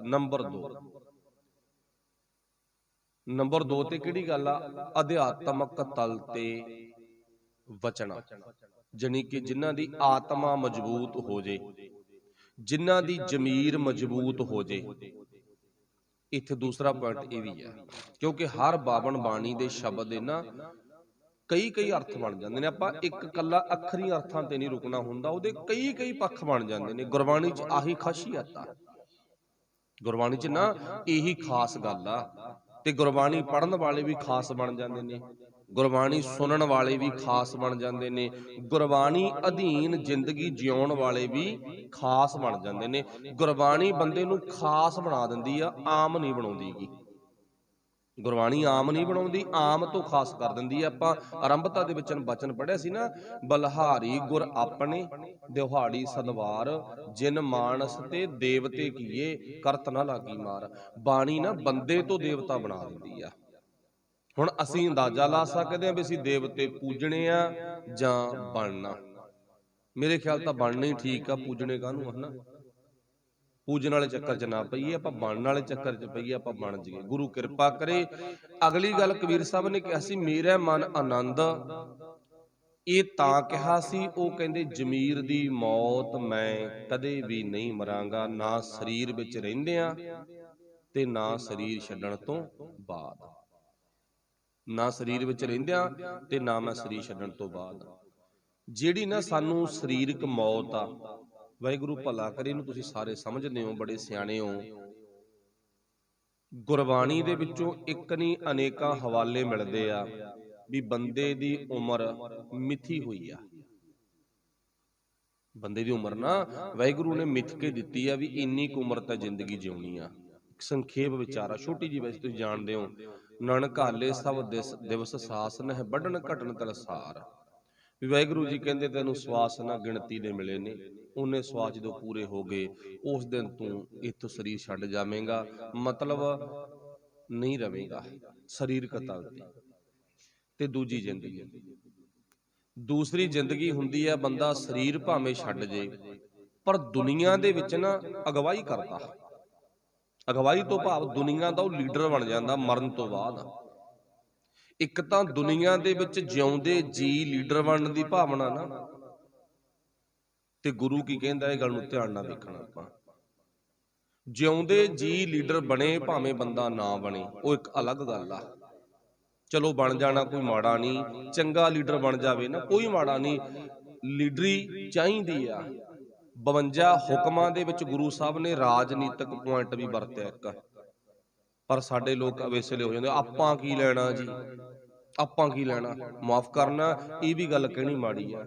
ਤੇ ਰਾਜਨੀਤੀ ਦਾ ਨਸ਼ਾ ਵੀ ਮਾੜਾ, ਜਿਵੇਂ ਰੋਟੀ ਲੋੜ ਤੋਂ ਵੱਧ ਖਾਣੀ ਵੀ ਮਾੜੀ ਆ ਤੇ ਭੁੱਖੇ ਰਹਿਣਾ ਵੀ ਮਾੜਾ, ਦੋਨੇ ਗੱਲਾਂ ਹੀ ਆ ਨਾ। ਮਤਲਬ ਗੁਰੂ ਨੇ ਸਾਨੂੰ ਹਰ ਪੁਆਇੰਟ ਤੇ ਸਮਝਾਇਆ। ਗੁਰੂ ਗੋਬਿੰਦ ਸਿੰਘ ਮਹਾਰਾਜ ਵਰਗਾ ਰਾਜਨੀਤਿਕ ਕੌਣ ਸੀ? ਹੈ ਕੋਈ ਲੀਡਰ ਹੋ ਜਾ? ਸੋਚੋ, ਹਰਗੋਬਿੰਦ ਸਾਹਿਬ ਮਹਾਰਾਜ ਵਰਗਾ ਕੋਈ ਲੀਡਰ ਹੈ? ਗੁਰੂ ਨਾਨਕ ਸਾਹਿਬ ਵਰਗਾ ਕੋਈ ਲੀਡਰ ਹੈ? ਜੇ ਗੁਰੂ ਨਾਨਕ ਸਾਹਿਬ ਆਪ ਚੰਗੇ ਲੀਡਰ ਸੀ ਨਾ ਤਾਂ ਉਹਨਾਂ ਨੇ ਉਂਗਲ ਕਰਕੇ ਵੀ ਗੱਲ ਕਹੀ ਆ, ਕਹਿੰਦੇ ਤਖਤ ਤੇ ਉਹਨੂੰ ਬਹਾ ਭਾਈ, ਚੰਗੇ ਨੂੰ। ਕਿਹੜੇ ਨੂੰ? ਜਿਹੜਾ ਤੇਰੀ ਯੋਗ ਅਗਵਾਈ ਕਰੇ। ਯੋਗ ਅਗਵਾਈ ਕਰੇ ਉਹ ਕਿਹੋ ਜਿਹਾ ਚਾਹੀਦਾਗਾ? ਤਖਤ ਰਾਜਾ ਸੋਭ ਹੈ, ਜੇ ਤਖਤ ਲਾਇਕ ਹੋਏ। ਗੁਰੂ ਸਾਹਿਬ ਜੀ ਕਹਿੰਦੇ ਨਾ, ਅਸਲ ਦੇ ਵਿੱਚ ਤਖਤ ਤੇ ਬਹਾਉਣ ਵਾਲਾ ਉਹ ਪਹਿਚਾਨ ਕਰ ਜਿਹੜਾ ਤਖਤ ਦੇ ਲਾਇਕ ਆ, ਜਿਹੜਾ ਕੁਰਸੀ ਦੇ ਲਾਇਕ ਆ। ਅੱਛਾ, ਜਿਹੜੇ ਕੂੜੇ ਦੀ ਨਾ ਘਰ 'ਚ ਰੂੜੀ ਤੇ ਥਾਂ ਗਈ, ਉਹਨੂੰ ਆਪਾਂ ਸ਼ੋਅ ਕੇਸ ਵਿੱਚ ਨਹੀਂ ਰੱਖਦੇ ਕਿ ਰੱਖ ਲੈਂਦੇ ਆ ਵੀ ਚਲੋ ਕੂੜਾ ਬੜਾ ਸੋਹਣਾ ਲੱਗਦਾ ਮੈਨੂੰ ਤੇ ਮੈਂ ਕੂੜੇ ਨੂੰ ਨਾ ਸ਼ੋਅ ਕੇਸ ਵਿੱਚ ਰੱਖਦਾ। ਤੇ ਅੱਜ ਸਾਡੀ ਦੁਨੀਆ ਇੰਨੀ ਬੇਸਮਝ ਹੋ ਗਈ, ਕੂੜੇ ਨੂੰ ਸਿਰ ਤੇ ਧਰੀ ਫਿਰਦੀ ਆ। ਕਿੱਦੇ ਲਾਹੋਗੇ ਭਾਈ ਕੂੜਾ ਸਿਰ ਤੋਂ? ਇਹ ਤੁਸੀਂ ਆਪ ਹੀ ਗੌਰ ਕਰ ਲਓ। ਦੇਖੋ, ਮੈਂ ਆਪਣੇ ਕੋਲੋਂ ਕੋਈ ਗੱਲ ਨਹੀਂ ਕਹੀ, ਮੌਕੇ ਤੇ ਗੱਲ ਆ ਗਈ ਵੀ ਬਾਬਾ ਨਾਨਕ ਕਹਿੰਦਾ ਕੁਰਸੀ ਤੇ ਉਹਨੂੰ ਬਹਾ ਜਿਹੜਾ ਲਾਇਕ ਆ, ਬੇਇੱਜ਼ਤਿਆਂ ਨੂੰ ਨਾ ਬਹਾ, ਜਿਨ੍ਹਾਂ ਦੀ ਇੱਜ਼ਤ ਜ਼ੀਰੋ ਨਹੀਂ ਹੈ, ਇੱਜ਼ਤ ਤੋਂ ਗਿਰੇ ਹੋਏ ਨੇ, ਕਰੈਕਟਰ ਤੋਂ ਗਿਰੇ ਹੋਏ ਨੇ। ਨਸ਼ਾ ਵੇਚਣ ਵਾਲਿਆਂ ਨੂੰ ਨਾ ਬਹਾ, ਉਹਨਾਂ ਨੇ ਤੇਰੇ ਭਵਿੱਖ ਨੂੰ ਖਤਮ ਕਰ ਦੇਣਾ। ਗੁਰੂ ਗ੍ਰੰਥ ਸਾਹਿਬ ਰੁਲ ਗਿਆ, ਇਹੋ ਜਿਹੇ ਲੀਡਰ ਨਹੀਂ ਚਾਹੀਦੇਗੇ। ਰੁਲ ਗਿਆ ਨਾ। ਤੇ ਗੁਰੂ ਘਰਾਂ ਦੇ ਵਿੱਚ ਕਿੰਨੀ ਮਨਮਤ ਚੱਲਦੀ ਆ। ਇਹ ਸੰਤ ਸਮਾਜ ਨਹੀਂ, ਸੰਤਾਂ ਦਾ ਬੱਗ ਆ। ਇਹ ਸੰਤਾਂ ਦੇ ਬੱਗ ਪਿੱਛੇ ਨਾ ਲੱਗ, ਗੁਰੂ ਪਿੱਛੇ ਲੱਗ। ਇਹ ਗੁਰੂ ਕਹਿੰਦਾ ਹੈ ਨਾ। ਤੇ ਜੇ ਤਾਂ ਭਾਈ ਆਪਾਂ ਸਿਆਣੇ ਆ ਤਾਂ ਸਮਝ ਜਾਓਗੇ ਤੁਸੀਂ, ਤੇ ਨਹੀਂ ਮਾਫ ਕਰਨਾ, ਉਹ ਆਪਣੀ ਸਾਰਿਆਂ ਦੀ ਮਰਜ਼ੀ ਆ। ਜੇ ਅਜੇ ਵੀ ਸਾਡੇ ਦਿਮਾਗ ਦੇ ਵਿੱਚ ਇਹ ਜਿਹਾ ਕੂੜੇ ਨੂੰ ਸਿਰ ਤੇ ਬਹਾਉਣ ਵਾਲਾ ਪੁਆਇੰਟ ਆ ਨਾ, ਫਿਰ ਲੱਖ ਲਾਹਨਤ ਆ ਸਾਨੂੰ ਜਿਉਣ ਤੇ। ਚਲੋ, ਗੁਰੂ ਸਾਹਿਬ ਨੇ ਜਿਹੜੀ ਗੱਲ ਚੱਲੀ ਸੀ ਨਾ ਵੀ ਸਾਨੂੰ ਇਹ ਵੀ ਗੱਲ ਸਮਝਾਈ ਆ। ਹੁਣ ਗੁਰਦੇਵ ਪਾਤਸ਼ਾਹ ਜੀ ਨੇ ਬਾਣੀ 'ਚ ਕੀ ਦਿੱਤਾ ਸਾਨੂੰ ਉਪਦੇਸ਼? ਕਹਿੰਦੇ ਤੂੰ ਉਹ ਲੀਡਰ ਬਣ, ਤੂੰ ਮਰਨ ਤੋਂ ਬਾਅਦ ਵੀ ਲੀਡਰੀ ਕਰੇ। ਕੋਈ ਬੁੱਝ ਸਕਦਾ ਮਰਨ ਤੋਂ ਬਾਅਦ ਲੀਡਰੀ ਕੌਣ ਕਰਦਾ? ਗੁਰੂ ਨਾਨਕ ਸਾਹਿਬ ਸਰੀਰ ਤਾਂ ਛੱਡ ਗਏ ਨਾ, ਤੇ ਲੀਡਰ ਅੱਜ ਵੀ ਸਾਡੇ ਉਹੀ ਆ। ਦੇਖੋ ਕੈਸੀ ਕਰਾਮਾਤ ਆ ਮੇਰੇ ਬਾਬੇ ਨਾਨਕ ਦੀ। ਗੁਰੂ ਅੰਗਦ ਸਾਹਿਬ ਮਹਾਰਾਜ ਲੀਡਰੀ, ਵਾਹਿਗੁਰੂ ਸਰੀਰ ਛੱਡ ਗਏ ਪਰ ਅੱਜ ਵੀ ਸਾਡੇ ਲੀਡਰ ਆ। ਗੁਰੂ ਗੋਬਿੰਦ ਸਿੰਘ ਦਾ ਅੱਜ ਦਾ ਇਤਿਹਾਸ ਆਪਾਂ ਪੜ੍ਹਨਾਗਾ। ਗੁਰੂ ਗੋਬਿੰਦ ਸਿੰਘ ਮਹਾਰਾਜ 42 ਸਾਲ ਦੀ ਉਮਰ ਵਿੱਚ ਆਪਣਾ ਸਰੀਰ ਛੱਡ ਗਏ। ਜਾਣਾ ਸਭ ਨੇ ਜਾਣਾ, ਕੋਈ ਖਤਰਾ ਨਹੀਂ ਜਾਣ ਤੋਂ। ਉਹ ਪਹਿਲਾਂ ਕਬੀਰ ਸਾਹਿਬ ਦਾ ਬਚਨ ਆਪਾਂ ਪੜ੍ਹ ਲਿਆ। ਪਰ ਚੇਤਾ ਰੱਖਿਓ, ਗੁਰੂ ਗੋਬਿੰਦ ਸਿੰਘ ਮਹਾਰਾਜ ਅੱਜ ਵੀ ਅਗਵਾਈ ਕਰ ਰਹੇ ਨੇ। ਜੇ ਨਹੀਂ ਕਰਦੇ ਤੁਸੀਂ ਆਪਣੇ ਵੱਲੋਂ ਦੱਸ ਕੇ ਜਾਇਓ ਵੀ ਨਹੀਂ ਅਸੀਂ ਇਸ ਗੱਲ ਨੂੰ ਮੰਨਦੇ ਨਹੀਂ, ਗੁਰੂ ਗੋਬਿੰਦ ਸਿੰਘ ਜੀਵਨ ਦੇ ਵਿੱਚ ਸਾਡੇ ਕਿਵੇਂ ਅਗਵਾਈ ਕਰ ਦੂਗਾ? ਸਾਨੂੰ ਸਰੀਰਕ ਦੁੱਖ ਆ ਨਾ, ਅਸੀਂ ਐਸੇ ਲੀਡਰ ਕੋਲੇ ਆਉਣੇ ਆ। ਕੋਰਟ ਕਚਹਿਰੀ ਦਾ ਕੇਸ ਆ ਨਾ, ਉੱਥੇ ਬਾਅਦ ਜਾਂਦੇ ਆ, ਪਹਿਲਾਂ ਇੱਥੇ ਅਰਦਾਸ ਕਰਨ ਆਉਣੇ ਆ। ਕੋਈ ਹੋਰ ਕਿਸੇ ਤਰ੍ਹਾਂ ਦਾ ਦੁੱਖ ਆ ਨਾ, ਪਹਿਲਾਂ ਆਪਾਂ ਆਹ ਲੀਡਰ ਕੋਲੇ ਆਉਣੇ ਆ, ਇਸ ਲੀਡਰ ਕੋਲੇ ਆ ਕੇ ਮਿਹਨਤ ਕਰਦੇ ਆ, ਫਿਰ ਦੂਜੇ ਕੋਲੇ ਜਾਂਦੇ ਆ। ਦੂਜਾ ਲੀਡਰ ਕੰਮ ਕਰੇ ਨਾ ਕਰੇ, ਪਰ ਇਹ ਗਰੰਟੀ ਸ਼ੁਦਾ ਕਰਦਾ ਜੇ ਵਿਸ਼ਵਾਸ ਹੋਵੇ ਤਾਂ। ਜੇ ਵਿਸ਼ਵਾਸ ਨਹੀਂ, ਫਿਰ ਆਪਾਂ ਜਿੱਥੇ ਮਰਜ਼ੀ ਜਾ ਸਕਨੇ ਆ। ਗੁਰੂ ਭਗਤ ਕਬੀਰ ਸਾਹਿਬ ਜੀ ਕਹਿੰਦੇ ਨਾ, ਕਹਿੰਦੇ ਭਾਈ ਉਹ ਕੰਮ ਕਰ ਜਿਹੜੇ ਕੰਮ ਨਾ ਤੈਨੂੰ ਮਰਨ ਤੋਂ ਬਾਅਦ ਵੀ ਲੀਡਰ ਬਣਾ ਦੇਣਾ। ਫਿਰ ਮਾਫ ਕਰਨਾ, ਸਾਡਾ ਇਤਿਹਾਸ ਤਾਂ ਸਾਰੇ ਲੀਡਰਾਂ ਨਾਲ ਭਰਿਆ ਪਿਆ ਹੈਗਾ। ਉਹ ਲੀਡਰ ਲਓ ਜਿਹੜੇ ਮਰਨ ਤੋਂ ਬਾਅਦ ਅਗਵਾਈ ਕਰਦੇ ਨੇ। ਚਲੋ, ਵਿਚਾਰ ਇੱਥੇ ਕਾਫੀ ਸੀ, ਪਰ ਦਸ਼ਮੇਸ਼ ਪਿਤਾ ਜੀ ਦਾ ਆਪਾਂ ਇਤਿਹਾਸ ਹੀ ਪੜ੍ਹ ਰਹੇ ਨਾਲ ਨਾਲ। ਹੁਣ ਸਤਿਗੁਰੂ ਗੁਰੂ ਗ੍ਰੰਥ ਸਾਹਿਬ ਮਹਾਰਾਜ ਦੀ ਪਾਵਨ ਬਾਣੀ ਵਿੱਚ ਭਗਤ ਕਬੀਰ ਸਾਹਿਬ ਜੀ ਕਹਿੰਦੇ ਨਾ, ਕਬੀਰ ਜਿਸ ਮਰਨੇ ਤੇ ਜਗ ਡਰੈ, ਮੇਰਾ ਮਨ ਆਨੰਦ, ਮਰਨੇ ਹੀ ਤੇ ਪਾਈਐ ਪੂਰਨ ਪਰਮਾਨੰਦ ਦੀ ਵਿਚਾਰ ਆ। ਮਰਨ ਤੋਂ ਬਾਅਦ ਪਰਮਾਨੰਦ ਦੀ ਪਦੀ ਤੇ ਪਹੁੰਚਣਾ। ਪਰਮਾਨੰਦ ਤੋਂ ਭਾਵ ਕੀ ਹੈ? ਉਸ ਅਵਸਥਾ ਵਿੱਚ ਪਹੁੰਚਣਾ ਜਿੱਥੇ ਜੰਮਣ ਮਰਨ ਤੋਂ ਗੱਲ ਪਰੇ ਦੀ ਵਗ ਜਾਂਦੀ ਆ। ਚਿੰਤਾ ਝੋਰੇ ਤੋਂ ਗੱਲ ਪਰੇ ਦੀ ਵਗ ਜਾਂਦੀ ਆ, ਲੋਭ ਲਾਲਚ ਤੋਂ ਗੱਲ ਪਰੇ ਹੋ ਜਾਂਦੀ ਆ। ਜਿੱਥੇ ਕੋਈ ਕਿਸੇ ਤਰ੍ਹਾਂ ਦਾ ਗਮ ਨਹੀਂ, ਭੈ ਨਹੀਂ, ਕਿਸੇ ਤਰ੍ਹਾਂ ਦਾ ਖੌਫ ਨਹੀਂ, ਉੱਥੇ ਵਗ ਜਾਂਦਾ ਬੰਦਾ। ਉਹ ਕਿਹੜੀ ਅਵਸਥਾ ਕੀ? ਬੇਗਮਪੁਰਾ ਸ਼ਹਿਰ ਕੋ ਨਾਉ। ਉਹ ਅਸੀਂ ਬੇਗਮ ਪੁਰੇ ਦੇ ਵਿੱਚ ਦਾਖਲ ਹੋ ਜਾਂਦੇ ਆ। ਮਤਲਬ ਸਾਡੀ ਜ਼ਿੰਦਗੀ ਜਿਹੜੀ 42 ਸਾਲ ਦੀ, 50 ਸਾਲ ਦੀ, 70 ਸਾਲ ਦੀ ਗੁਜ਼ਰੀ ਆ, ਉਹਦੇ ਵਿੱਚ ਇੰਨੇ ਚੰਗੇ ਕੰਮ ਕੀਤੇ ਨੇ। ਚਾਹੇ 10 ਸਾਲ ਦੀ ਉਮਰ ਚੰਗੇ ਕੰਮ ਕਰ ਗਏ, ਚਾਹੇ 20 ਸਾਲ ਜਿਉਂ ਕੇ ਚੰਗੇ ਕੰਮ ਕਰ ਗਏ, ਉਹ ਜ਼ਿੰਦਗੀ ਜਿਉਣ ਤੋਂ ਬਾਅਦ ਨਾ ਸਾਡਾ ਇੱਕ ਪ੍ਰੂਫ ਰਹਿ ਜਾਂਦਾ ਦੁਨੀਆ ਦੇ ਵਿੱਚ, ਆਹ ਬੰਦਾ ਬੜਾ ਚੰਗਾ ਸੀ, ਇਹਦੇ ਜੀਵਨ ਤੋਂ ਸੇਧ ਲੈ ਕੇ ਚੱਲੋ, ਆਹ ਪਰਮਾਨੰਦ ਦੀ ਪ੍ਰਾਪਤੀ ਆ। ਪਰ ਹੁਣ ਸਾਡੇ ਟੱਬਰ ਦੇ ਵਿੱਚ ਕਿੰਨੇ ਗਏ, ਕੋਈ ਸਾਡਾ ਦਾਦਾ, ਕੋਈ ਦਾਦੇ ਦਾ ਦਾਦਾ, ਕੋਈ ਪੜਦਾਦਾ, ਕੋਈ ਪੜਦਾਦੇ ਦਾ ਪੜਦਾਦਾ। ਸਾਡੇ ਘਰ ਵਿੱਚ ਅੱਜ ਕੋਈ ਇਹੋ ਜਿਹਾ ਹੈ ਜਿਹੜਾ ਯੋਗ ਅਗਵਾਈ ਕਰਦਾ ਹੋਵੇ ਵੀ ਸਾਡਾ ਤਾਂ ਫਲਾਨਾ ਬੁੜਾ ਭਾਈ, ਉਹ ਅੱਜ ਵੀ ਸਾਡੇ ਟੱਬਰ 'ਚ ਨਾ ਮੇਰੀਆਂ ਨੂੰਹਾਂ, ਮੇਰੀਆਂ ਧੀਆਂ, ਮੇਰੇ ਪੁੱਤਰ, ਮੇਰੇ ਪੋਤਰੇ ਬਾਪੂ ਦੀ ਸਿੱਖਿਆ ਤੇ ਚੱਲ ਰਹੇ ਨੇ? ਨਾ, ਇਹ ਗੱਲ ਕੋਈ ਨਹੀਂ ਕਹਿੰਦਾ। ਕਿਉਂ ਨਹੀਂ ਕਹਿੰਦਾ? ਕਿਉਂਕਿ ਉਹਨਾਂ ਬਾਪੂਆਂ ਨੇ ਕੋਈ ਪੂਰਨ ਹੀ ਨਹੀਂ ਪਾਇਆ। ਜੇ ਕੋਈ ਪੂਰਨਾ ਪਾਇਆ ਹੁੰਦਾ ਫਿਰ ਤੁਹਾਨੂੰ ਪੁੱਛ ਲੈਂਦੀ, ਬਾਪੂ ਜੀ ਤੁਸੀਂ ਬੜੇ ਚੰਗੇ ਸੀ, ਤੁਹਾਡੀ ਨਾ ਬੜੀ ਮੈਂ ਮਹਿਮਾ ਸੁਣੀ ਆ ਜਿਸ ਦਿਨ ਦੀ ਆ ਘਰ 'ਚ ਆਈ ਆ, ਪਰ ਮੈਂ ਤੁਹਾਡੇ ਪਾਏ ਹੋਏ ਪੂਰਨਿਆਂ ਤੇ ਚੱਲੂ। ਬਾਪੂ ਤਾਂ ਨਸ਼ੇ ਕਰਦਾ ਰਿਹਾ, ਬਾਪੂ ਤਾਂ ਜਿੱਦੇ ਮਰਿਆ ਨਾ, ਮਰਨ ਵੇਲੇ ਵੀ ਜੇਬ ਚੋਂ ਜਰਦੇ ਦੀਆਂ ਪੁੜੀਆਂ ਨਿਕਲੀਆਂ ਨੇ। ਹੁਣ ਨੂੰਹ ਦੱਸ ਕੀ ਮੰਨੇ? ਬਾਪੂ ਤਾਂ ਚਿੱਟੀ ਦਾੜੀ ਵਾਲਾ ਹੋ ਗਿਆ ਸੀ। ਨੂੰਹ ਦਾ ਜਦੋਂ ਘਰ ਵਿੱਚ ਆਉਣਾ ਹੋਇਆ ਨਾ, ਪਹਿਲੀ ਮੁਲਾਕਾਤ ਹੋਈ ਆ ਦਾਦੇ ਨਾਲ, ਪੜਦਾਦੇ ਨਾਲ, ਬਾਪੂ ਨਾਲ। ਬਾਪੂ ਤਾਂ ਮੈਰਿਜ ਪੈਲਸ ਦੇ ਵਿੱਚ ਸਟੇਜ ਤੇ ਨੱਚਦਾ ਸੀ। ਨੂੰਹ ਕਹਿੰਦੀ ਤੇਰੇ ਵਰਗੇ ਤੂੰ ਕੀ ਕਰਾਉਣਾ? ਚਾਹੇ ਅੱਜ ਨਾ ਕਹੇ, ਉਹ ਅੱਜ ਕਹਿੰਦੀ ਹੈ ਚਲੋ ਖੁਸ਼ੀਆਂ ਦਾ ਦਿਨ ਆ, ਪਰ ਸਮਾਂ ਪਾ ਕੇ ਤਾਂ ਜ਼ਰੂਰ ਕਹੂ ਅਗਲੀ।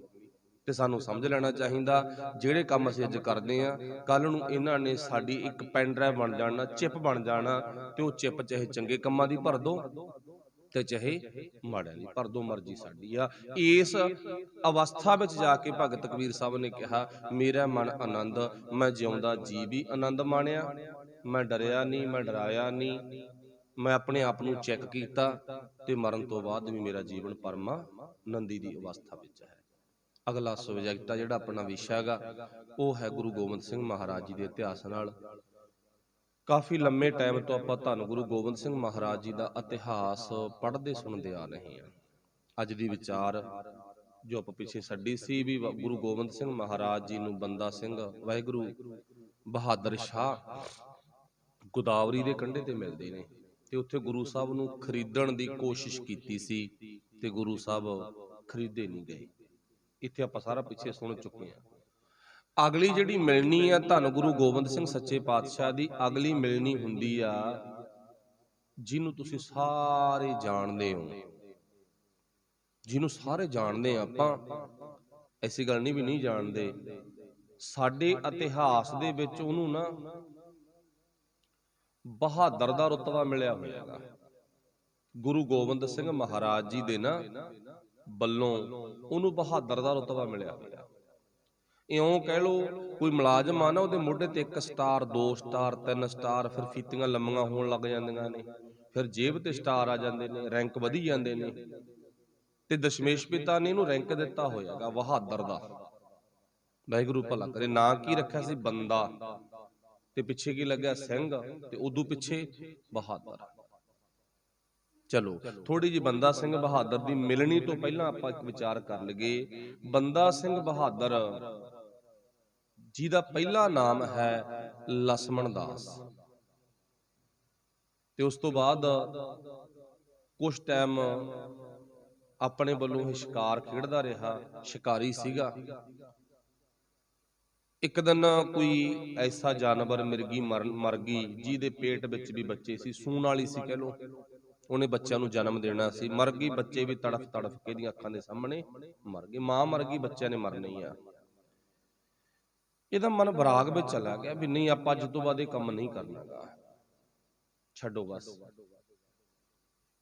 ਤੇ ਉਸ ਤੋਂ ਬਾਅਦ ਇਹ ਕਿਸੇ ਔਗੜਨਾਥ ਨਾਮ ਦੇ ਸਾਧ ਦਾ ਚੇਲਾ ਬਣ ਗਿਆ। ਉੱਥੇ ਨਾਮ ਇਹਦਾ ਟਿਕ ਗਿਆ ਨਰਾਇਣ ਦਾਸ। ਪਰ ਉਸ ਤੋਂ ਬਾਅਦ ਇਹਦਾ ਨਾਮ ਜਦੋਂ ਖੁਦ ਹੀ ਮਾਲਕ ਬਣ ਗਿਆ ਨਾ ਇਹ ਇੱਕ ਦਿਨ ਡੇਰੇ ਦਾ, ਤੇ ਇਹਦਾ ਨਾਮ ਟਿਕ ਗਿਆ ਮਾਧੋ ਦਾਸ। ਮਾਧੋ ਦਾਸ ਬਰਾਗੀ ਵੀ ਕਿਹਾ ਜਾਂਦਾਗਾ, ਚਲੋ ਵਾਹਿਗੁਰੂ ਭਲਾ ਕਰੇ। ਇੱਥੋਂ ਤੁਸੀਂ ਬਹੁਤ ਕੁਝ ਸਮਝ ਗਏ ਸੰਖੇਪ ਦੇ ਵਿੱਚ, ਕਿਵੇਂ ਕਿਵੇਂ ਦੇ ਸਟੈਪ ਵਾਈਜ਼ ਸਟੈਪ ਬਦਲਦਾ ਰਿਹਾ। ਗੁਰੂ ਬਖਸ਼ਿਸ਼ ਕਰੇ ਆਉਣ ਵਾਲੇ ਟਾਈਮ ਦੇ ਵਿੱਚ ਆਪਾਂ ਕੋਸ਼ਿਸ਼ ਕਰਾਂਗੇ ਇਹਦਾ ਪਿਛੋਕੜ ਸਾਰਾ ਹੀ ਪੜ੍ਹਨ ਦੀ। ਤੇ ਸਤਿਗੁਰੂ ਗੁਰੂ ਗੋਬਿੰਦ ਸਿੰਘ ਮਹਾਰਾਜ ਜੀ ਨੂੰ ਬੰਦਾ ਸਿੰਘ ਬਹਾਦਰ ਨੂੰ ਮਿਲਣ ਦਾ ਜਿਹੜਾ ਫੁਰਨਾ ਗਾ, ਇਹ ਤਾਂ ਦਮਦਮਾ ਸਾਹਿਬ ਹੀ ਬਣ ਗਿਆ ਸੀ, ਮਿਲਣਾ ਜਾ ਕੇ ਕਿਸੇ ਰੱਬ ਦੇ ਪਿਆਰੇ ਨੂੰ। ਆਪੇ ਚੱਲਦੇ ਆ ਨਾ ਗੁਰੂ ਸਾਹਿਬ, ਕਿੱਡਾ ਇਤਿਹਾਸ ਭਰਿਆ ਪਿਆਗਾ। ਜਿਨ੍ਹਾਂ ਨੂੰ ਗੁਰੂ ਸਾਹਿਬ ਨੇ ਮਿਲਣਾ ਹੁੰਦਾ ਨਾ, ਤੇ ਉਹ ਗੁਰੂ ਸਾਹਿਬ ਉਹਨਾਂ ਵੱਲ ਆਪ ਹੀ ਜਾਂਦੇ ਨੇ ਚੱਲ ਕੇ। ਇਹ ਵੱਡੀ ਕਿਸਮਤ ਦੀ ਨਿਸ਼ਾਨੀ ਆ, ਵੱਡੇ ਭਾਗਾਂ ਦੀ ਨਿਸ਼ਾਨੀ ਆ। ਗੁਰੂ ਸਾਹਿਬ ਆਪ ਹੀ ਸਬੱਬ ਬਣਾਉਂਦੇ ਨੇ। ਤੇ ਫਿਰ ਆਪਾਂ ਨੂੰ ਪਤਾ ਜੈਤ ਰਾਮ ਦੇ ਡੇਰੇ ਚੋਂ ਵੀ ਭਿਣਕ ਪਈ ਸੀਗੀ। ਜੈਤ ਰਾਮ ਨੇ ਵੀ ਦੱਸਿਆ ਸੀ ਨਾ ਵੀ ਇੱਕ ਗੋਦਾਵਰੀ ਦੇ ਕੰਢੇ ਤੇ ਨਾ ਸਾਧ ਰਹਿੰਦਾ ਹੈਗਾ, ਤੇ ਉਹਨੂੰ ਜਾ ਕੇ ਮਿਲੋ, ਬੜਾ ਵਧੀਆ ਹੈਗਾ, ਬੜਾ ਵਧੀਆ ਹੈਗਾ, ਉਹਨੂੰ ਜਾ ਕੇ ਤੁਸੀਂ ਮਿਲੋ। ਤੇ ਗੁਰੂ ਸਾਹਿਬ ਦੀ ਮਨਸਾ ਸੀ ਮਿਲਣ ਦੀ, ਮਿਲਣ ਦੀ ਮਨਸਾ ਸੀਗੀ ਨਾ, ਕੰਮ ਹੀ ਇਹਨੇ ਕਰਨੇ ਨੇ। ਉਦੋਂ ਬਾਅਦ ਜ਼ਿੰਮੇਵਾਰੀ ਬੰਦਾ ਸਿੰਘ ਬਹਾਦਰ ਨੂੰ ਦੇਣੀ ਹੈਗੀ। ਤੇ ਗੁਰੂ ਸਾਹਿਬ ਨੇ ਇਸ ਟਿਕਾਣੇ ਤੇ ਜਾ ਕੇ ਆਪਣਾ, ਇਉਂ ਕਹਿ ਲੋ, ਹੋਰ ਕੋਈ ਟਿਕਾਣਾ ਅੱਗੇ ਸੋਚਿਆ ਨਹੀਂ ਵੀ ਕਿਤੇ ਜਾਣਾ, ਇੱਥੇ ਹੀ ਰਹੇ। ਤਾਂਹੀਓ ਅਬਚਲ ਨਗਰ ਇਸ ਅਸਥਾਨ ਨੂੰ ਨਾਮ ਮਿਲਿਆਗਾ। ਅਬਚਲ ਨਗਰ ਗੁਰੂ ਗੋਬਿੰਦ ਕਾ ਨਾਮ ਜਪਤ ਸੁਖ ਪਾਇਆ। ਚਲੋ ਵਾਹਿਗੁਰੂ ਬਖਸ਼ਿਸ਼ ਕਰੇ। ਹੁਣ ਬੰਦਾ ਸਿੰਘ ਬਹਾਦਰ ਦੇ ਜਦੋਂ ਕੋਲ ਗਏ ਤਾਂ ਬਹੁਤੇ ਇਤਿਹਾਸਕਾਰਾਂ ਨੇ ਲਿਖਿਆ ਗੁਰੂ ਸਾਹਿਬ ਬੰਦਾ ਸਿੰਘ ਬਹਾਦਰ ਵਾਲੇ ਆਸਣ ਤੇ ਜਾ ਕੇ ਬਹਿ ਗਏ ਸੀ। ਚਲੋ ਮਾਫ ਕਰਨਾ, ਚਾਹੇ ਬੈਠੇ ਚਾਹੇ ਨਹੀਂ ਬੈਠੇ, ਗੱਲ ਮਿਲਣੀ ਦੀ ਆ, ਗੱਲ ਵਿਚਾਰਾਂ ਦੀ ਆ, ਗੱਲ ਆਪਸ ਦੇ ਵਿੱਚ ਕਰਨ ਤੇ ਆ। ਵੀ ਉਹ ਆਇਆ ਤੇ ਉਹਦਾ ਸੁਭਾਅ ਸੀਗਾ ਵੀ ਇੱਕ ਸਾਧ ਸੀ ਤੇ ਮਸ਼ਕਰੀਆਂ ਬੜੀਆਂ ਕਰਦਾ ਸੀ। ਕੁਦਰਤੀ ਗੱਲ ਆ, ਜਿਹਦੇ ਕੋਲੇ ਮਾੜੀ ਮੋਟੀ ਇਦਾਂ ਦੀ ਪਾਵਰ ਹੁੰਦੀ ਆ ਨਾ, ਉਹਦਾ ਸੁਭਾਅ ਬਣ ਜਾਂਦਾ ਕਦੇ ਮਰ ਚੜੀਏ ਤੇ ਕਦੇ ਜਿਉਂ ਚੜੀਏ। ਤੂੰ ਇਹਨਾਂ ਖੇਡਾਂ 'ਚ ਪੈ ਜਾਂਦਾ। ਪਰ ਗੁਰਮਤਿ ਇਹਨਾਂ ਖੇਡਾਂ ਨੂੰ ਮੰਨਦੀ ਨਹੀਂ। ਕਿਸੇ ਨੂੰ ਜਾਣੀ ਕਿ ਦੁੱਖ ਦੇ ਦੇਣਾ, ਕਿਸੇ ਨੂੰ ਕਿੱਦਾਂ ਦਾ ਵਰ ਦੇ ਦੇਣਾ, ਕਿਸੇ ਨੂੰ ਸ਼ਰਾਪ ਦੇ ਦੇਣਾ, ਇਦਾਂ ਦੇ ਚੱਕਰ 'ਚ ਬੰਦਾ ਪੈ ਜਾਂਦਾ। ਪਰ ਕਹਿੰਦੇ ਬੰਦਾ ਸਿੰਘ ਬਹਾਦਰ ਦੀ ਜਾਣੀ ਕਿ ਮਾਧੋ ਦਾਸ ਦੀ ਇੱਥੇ ਕੋਈ ਵੀ ਆਪਣੀ ਰਿੱਧੀ ਸਿੱਧੀ ਕੋਈ ਸ਼ਕਤੀ ਚੱਲੀ ਨਹੀਂ। ਚੱਲੇ ਵੀ ਕਿਉਂ? ਕਿਉਂਕਿ ਇਹ ਤਾਂ ਖੁਦ ਹੀ ਗੁਰੂ ਕਰਨੀ ਦਾ ਮਾਲਕ ਆ ਨਾ। ਤੇ ਵਾਹਿਗੁਰੂ ਭਲਾ ਕਰੇ, ਰਿੱਧੀਆਂ ਸਿੱਧੀਆਂ ਤੇ ਜਾਂ ਇਹਨਾਂ ਗੱਲਾਂ ਬਾਤਾਂ ਤੇ ਤਾਂ ਗੁਰੂ ਦਾ ਸਿੱਖ ਵੀ ਨਹੀਂ ਯਕੀਨ ਕਰਦਾ, ਹੋਰ ਤਾਂ ਤੁਸੀਂ ਛੱਡੋ। ਭਾਵੇਂ ਕੋਈ ਬੰਦਾ ਇਉਂ ਕਹੇ ਵੀ ਇਹ ਨਾ ਮਿੱਟੀ ਦੀ ਚੁੰਡੀ ਭਰ ਲੇ ਬੰਦਾ ਤੇ ਸੋਨਾ ਬਣਾ ਦਿੰਦਾ, ਬਣਾ ਦੂ ਬਣਾ ਦੇ, ਸਾਨੂੰ ਕੀ ਇਤਰਾਜ਼ ਆ? ਨਾ ਸਾਨੂੰ ਕੋਈ ਲਾਲਚਾ, ਨਾ ਸਾਨੂੰ ਕੋਈ ਡਾਰਾ, ਨਾ ਅਸੀਂ ਯਕੀਨ ਕਰੀਏ। ਸਾਰੀਆਂ ਗੱਲਾਂ ਹੀ ਆ, ਸਾਡਾ ਤਾਂ ਇੱਕ ਤੇ ਯਕੀਨ ਆ, ਇੱਕ ਤੇ ਭਰੋਸਾ, ਉਸੇ ਤੇ ਬਸ। ਵਾਹਿਗੁਰੂ ਭਲਾ ਕਰੇ। ਹੁਣ ਸਤਿਗੁਰੂ ਗੁਰੂ ਨਾਨਕ ਸਾਹਿਬ ਦੇ ਜੀਵਨ ਵਿੱਚੋਂ ਵੀ ਆਪਾਂ ਪੜ੍ਹਦੇ ਆਂਗੇ ਵੀ ਜਦੋਂ ਗੁਰੂ ਸਾਹਿਬ ਦੀ ਸਿੱਧਾਂ ਦੇ ਨਾਲ ਮਿਲਣੀ ਹੁੰਦੀ ਆ ਤੇ ਸਿੱਧਾਂ ਨੇ ਪਾਣੀ ਦਾ ਲੋਟਾ ਮੰਗਵਾਇਆਗਾ, ਤੇ ਸਿੱਧਾਂ ਨੇ ਉਸ ਟਾਈਮ ਤੇ ਇੱਕ ਉਸ ਇਉਂ ਕਹਿ ਲੋ ਵੀ ਟੋਬੇ ਤੇ ਛਪੜੀ ਤੇ ਇੱਕ ਝਾਲ ਤੇ ਭੇਜਿਆ, ਜਿੱਥੇ ਕਿ ਪਾਣੀ ਦੀ ਥਾਂ ਤੇ ਨਾ ਹੀਰੇ ਮੋਤੀ ਦਿਖਾਏ ਸੀ ਆਪਣੀ ਤਾਕਤ ਦੇ ਨਾਲ ਉਹਨਾਂ ਨੇ। ਇਸ ਗੱਲ ਨੂੰ ਭਾਈ ਗੁਰਦਾਸ ਨੇ ਵੀ ਬਿਆਨ ਕੀਤਾ ਤੇ ਗੁਰੂ ਨਾਨਕ ਸਾਹਿਬ ਦਾ ਇਤਿਹਾਸ ਵੀ ਜ਼ਿਕਰ ਕਰਦਾ। ਪਰ ਗੁਰੂ ਨਾਨਕ ਸਾਹਿਬ ਖਾਲੀ ਮੁੜੇ ਸੀ, ਕਿਉਂਕਿ ਗ੍ਰਸਤੀ ਬੰਦੇ ਦੀ ਕਮਜ਼ੋਰੀ ਹੁੰਦੀ ਆ ਕਿਸੇ ਚੀਜ਼ ਨੂੰ ਵੇਖ ਕੇ ਉਹ ਤੇ ਮੋਹਿਤ ਹੋ ਜਾਣਾ। ਇਹ ਗ੍ਰਸਤੀ ਬੰਦੇ ਦੀ ਕਮਜ਼ੋਰੀ ਹੁੰਦੀ ਆ। ਗ੍ਰਸਤੀ ਨੂੰ ਕਾਬੂ ਕਰਨ ਦਾ ਤਰੀਕਾ ਉਹਨੂੰ ਲਾਲਚ ਦੇ ਦਿਓ। ਤੇ ਦਸਵੇਂ ਪਾਤਸ਼ਾਹ ਤਾਂ ਹੀਰਿਆਂ ਤੇ ਡੁੱਲੇ ਹੀ ਨਹੀਂਗਾ, ਤੇ ਬੰਦਾ ਸਿੰਘ ਬਹਾਦਰ ਜਾਣੀ ਕਿ ਮਾਧੋ ਦਾਸ ਬਰਾਗੀ ਦਾ ਕੋਈ ਜ਼ੋਰ ਨਾ ਚੱਲਿਆ। ਚਲੋ ਮੇਨ ਗੱਲ ਜਿਹੜੀ ਹੈ ਵੀ ਤੁਸੀਂ ਇਹ ਗੱਲ ਬਹੁਤ ਵਾਰੀ ਸੁਣੀ ਪੜ੍ਹੀ ਹੋਣੀ ਆ, ਪਰ ਇਹਨੂੰ ਆਪਾਂ ਇੱਕ ਵਾਰੀ ਪਾਸੇ ਕਰਕੇ ਨਾ ਸਿੱਧੀ ਗੱਲ ਇਉਂ ਕਰੋ ਵੀ ਗੁਰੂ ਗੋਬਿੰਦ ਸਿੰਘ ਮਹਾਰਾਜ ਮਾਧੋ ਦਾਸ ਨੂੰ ਮਿਲਦੇ ਨੇ। ਮਾਧੋ ਦਾਸ ਨੇ ਗੁਰੂ ਗੋਬਿੰਦ ਸਿੰਘ ਮਹਾਰਾਜ ਨੂੰ ਆਪਣੀ ਸੁਰਤ ਦੀ ਅੱਖ ਨਾਲ ਤੱਕਿਆ। ਇੱਕ ਤਾਂ ਦੁਨਿਆਵੀ ਅੱਖਾਂ ਨਾ, ਇਹਨਾਂ ਨਾਲ ਵੇਖਣਾ। ਇਦੋਂ ਅੱਗੇ ਇੱਕ ਸੁਰਤ ਦੀ ਅੱਖ ਆ ਜਿਹੜੀ ਬੰਦੇ ਦੀ ਪਰਖ ਕਰਦੀ ਆ। ਇਹ ਤਾਂ ਲਾਈਟਾਂ ਨੇ ਪਿੱਛੇ, ਪਾਵਰ ਸ਼ਕਤੀ ਪਾਵਰ ਹਾਊਸ ਤਾਂ ਪਿੱਛੇ ਆ ਨਾ, ਉਹ ਤਾਂ ਪਿੱਛੇ ਤੋਂ ਕੰਮ ਕਰਦਾ, ਸਾਰਾ ਸਿਸਟਮ ਤਾਂ ਪਿੱਛੇ ਚੱਲਦਾਗਾ।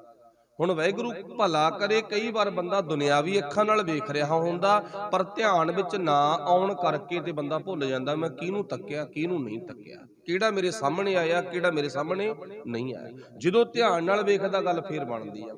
ਸੁਰਤ ਦੀ ਅੱਖ ਨਾਲ ਵੇਖਣ ਤੋਂ ਭਾਵ ਕੀ ਆ? ਬੰਦਾ ਸਿੰਘ ਜੀ ਨੇ ਜਾਣੀ ਕਿ ਮਾਧੋ ਦਾਸ ਬਰਾਗੀ ਨੇ ਗੁਰੂ ਸਾਹਿਬ ਨੂੰ ਬੜੇ ਧਿਆਨ ਦੇ ਨਾਲ ਤੱਕਿਆ ਤੇ ਨਾਲ ਸੋਚਿਆ ਵੀ ਆ। ਕੀ ਸੋਚਿਆਗਾ ਵੀ ਕੌਣ ਹੋਏ।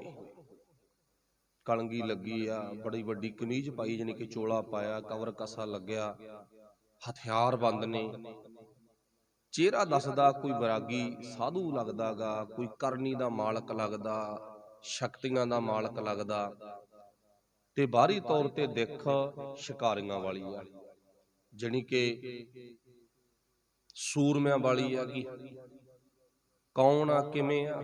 ਚਲੋ ਸਵਾਲ ਜਵਾਬ ਹੋਏ, ਤੁਸੀਂ ਕੌਣ ਹੋ?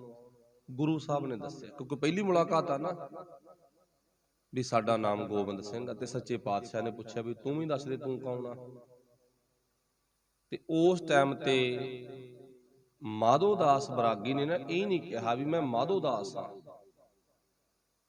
ਤੇ ਇੱਕ ਗੱਲ ਪੰਜ ਪਿਆਰਿਆਂ ਦੇ ਵਿੱਚੋਂ ਭਾਈ ਦਇਆ ਸਿੰਘ ਨੇ ਕਹੀ ਸੀ ਨਾ, ਜਦੋਂ ਗੁਰੂ ਸਾਹਿਬ ਨੇ ਪੁੱਛਿਆ ਵੀ ਤੂੰ ਕੌਣ ਆ, ਤੇ ਦਇਆ ਸਿੰਘ ਨੇ ਇਹ ਨਹੀਂ ਸੀ ਕਿਹਾ ਵੀ ਮੈਂ ਦਇਆ ਰਾਮ ਆਂਗਾ। ਤੇ ਗੁਰੂ ਸਾਹਿਬ ਦੇ ਅੱਗੇ ਹੱਥ ਜੋੜ ਕੇ ਨਾ ਨਿਮਰਤਾ ਸਹਿਤ ਇਹ ਬੇਨਤੀ ਕੀਤੀ ਸੀ, ਦਾਤਿਆ ਮਾਸ ਹੱਡ ਮਿੱਝ ਦਾ ਇਹ ਛੋਟਾ ਜਿਹਾ ਸਰੀਰ ਆ, ਪਰ ਮੈਨੂੰ ਨਹੀਂ ਪਤਾ ਮੈਂ ਕੌਣ ਆ। ਇਹ ਤਾਂ ਪਰਮਾਤਮਾ ਦੀ ਬਖਸ਼ਿਸ਼ ਆ, ਮੈਨੂੰ ਮੇਰਾ ਢਾਂਚਾ ਬਣਾ ਕੇ ਉਹਨੇ ਧਰਤੀ ਤੇ ਭੇਜਤਾ, ਮੈਨੂੰ ਮੇਰੇ ਬਾਰੇ ਕੋਈ ਪਤਾ ਨਹੀਂ, ਮੈਨੂੰ ਮੇਰੇ ਬਾਰੇ ਤਾਂ ਤੇਰੇ ਨਾਲ ਮਿਲਣ ਤੋਂ ਬਾਅਦ ਪਤਾ ਲੱਗੂਗਾ। ਤੇ ਅੱਜ ਦੀ ਆਪਣੀ ਬਾਣੀ ਦੀ ਵਿਚਾਰ ਵੀ ਇਹੀ ਸੀ, ਬੰਦੇ ਖੋਜ ਦਿਲ ਹਰ ਰੋਜ਼। ਆਪਣੇ ਆਪ ਨੂੰ ਪਰਖ ਕੇ ਵੇਖ, ਤੂੰ ਕੌਣ ਆ। ਸੁਣੋ ਹੋਰੇ ਪ੍ਰਾਣੀ, ਤੂੰ ਕੌਣ ਆ ਭਾਈ, ਆਪਣੇ ਆਪ ਨੂੰ ਵੇਖ। ਪਰ ਪਾਤਸ਼ਾਹ ਮੈਨੂੰ ਪਤਾ ਨਹੀਂ ਮੈਂ ਕੌਣ ਆ। ਹਾਂ, ਮੇਰੇ ਮਾਪਿਓ ਨੇ ਨਾ ਆ ਸਰੀਰ ਦੇ ਢਾਂਚੇ ਦਾ ਨਾਮ ਦਇਆ ਰਾਮ ਰੱਖਿਆਗਾ, ਇੰਨਾ ਜ਼ਰੂਰ ਮੈਨੂੰ ਪਤਾਗਾ। ਤੇ ਇਹੀ ਗੱਲ ਹੁਣ ਬੰਦਾ ਸਿੰਘ ਨੇ ਕਹੀ ਆ, ਜਾਣੀ ਕਿ ਮਾਧੋ ਦਾਸ ਨੇ ਕਹੀ ਆ। ਮਾਧੋ ਦਾਸ ਕੀ ਕਹਿੰਦਾਗਾ, ਸੱਚੇ ਪਾਤਸ਼ਾਹ ਮੈਨੂੰ ਵੀ ਨਹੀਂ ਪਤਾ ਮੈਂ ਕੌਣ ਆ, ਪਰ ਦੁਨੀਆ ਦੀ ਰੀਤ ਮੁਤਾਬਕ ਨਾ ਮੈਂ ਇੱਕ ਬੰਦਾ ਹੀ ਆ। ਮੈਨੂੰ ਨਹੀਂ ਪਤਾ ਮੈਂ ਕੌਣ ਆ, ਪਰ ਦੁਨੀਆ ਦੀ ਰੀਤ ਮੁਤਾਬਕ ਮੈਂ ਇੱਕ ਬੰਦਾ ਹੀ ਆ। ਤੇ ਅੱਜ ਗੁਰੂ ਗੋਬਿੰਦ ਸਿੰਘ ਨੂੰ ਕਹਿੰਦਾ ਮੈਨੂੰ ਪਤਾ ਨਹੀਂ ਮੈਂ ਕੌਣ ਆ। ਤੇ ਇਦੋਂ ਪਹਿਲਾਂ ਜਿਹੜਾ ਕੋਈ ਟੱਕਰਦਾ ਸੀਗਾ, ਮਾਧੋ ਦਾਸ ਬਰਾਗੀ ਉਹਨਾਂ ਦੇ ਡੈਲ ਘਮਾਉਂਦਾ ਸੀ।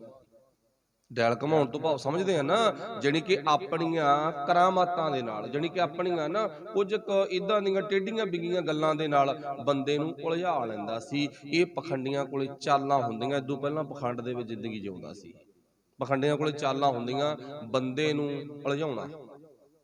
ਜਿਹੜਾ ਉਲਝ ਗਿਆ ਉਹਦੇ ਤੇ ਇਹ ਪ੍ਰੈਸ਼ਰ ਪਾ ਲੈਂਦੇ ਨੇ, ਦਬਦਬਾ ਬਣਾ ਲੈਂਦੇ ਨੇ, ਉਹਨੂੰ ਗੁਲਾਮ ਕਰ ਲੈਂਦੇ ਨੇ। ਤੇ ਜਿਹੜਾ ਉਲਝਿਆ ਨਹੀਂ ਉਹ ਤੋਂ ਡਰ ਜਾਂਦੇ ਨੇ। ਇੰਨੀ ਗੱਲ ਹੀ ਆ, ਬਾਹਲੀ ਵੱਡੀ ਗੱਲ ਕੋਈ ਹੈ ਨਹੀਂ ਗੀ। ਤੇ ਜਿਹੜਾ ਕੱਲ ਲੋਕਾਂ ਨੂੰ ਉਲਝਾਉਂਦਾ ਸੀ, ਅੱਜ ਗੁਰੂ ਗੋਬਿੰਦ ਸਿੰਘ ਨੂੰ ਕਹਿੰਦਾ ਨਾ ਮੈਂ ਤਾਂ ਆਮ ਜਿਹਾ ਬੰਦਾ ਹੀ ਆ। ਇੱਥੇ ਹੁਣ ਗੱਲ ਕਹੀ ਆ ਆਮ ਜਿਹਾ ਬੰਦਾ। ਅੱਜ ਦੀ ਬਾਣੀ ਦੀ ਆਰੰਭਤਾ ਫਿਰ ਮੈਨੂੰ ਪਿੱਛੇ ਮੁੜ ਜਾਣਾ ਪੈਂਦਾ, ਕਿਉਂਕਿ ਸਾਡੇ ਸਮਝ ਵਿੱਚ ਆ ਜੇ। ਤੇ ਆਰੰਭਤਾ ਵਿੱਚ ਗੁਰੂ ਸਾਹਿਬ ਨੇ ਸਾਨੂੰ ਕਿਹਾ ਸੀ, ਬੰਦਿਆ ਤੂੰ ਆਮ ਨਹੀਂ, ਤੂੰ ਖਾਸ ਆ। ਆਮ ਨਹੀਂ, ਤੂੰ ਖਾਸ ਹਾਂ। ਜੇ ਬਾਣੀ ਦਾ ਲੜ ਤੂੰ ਫੜਿਆ ਵਿਆਗਾ, ਜੇ ਬਾਣੀ ਦਾ ਲੜ ਤੇਰੇ ਕੋਲੇ ਹੈ ਹੀ ਨਹੀਂਗਾ, ਫਿਰ ਤੂੰ ਭਾਵੇਂ ਵੱਡੇ ਤੋਂ ਵੱਡਾ ਨਾ ਗਗਟੜ ਅਫਸਰ ਹੋਵੇਂ, ਪਰ ਫਿਰ ਵੀ ਤੂੰ ਆਮ ਹੀ ਰਹੇਗਾ।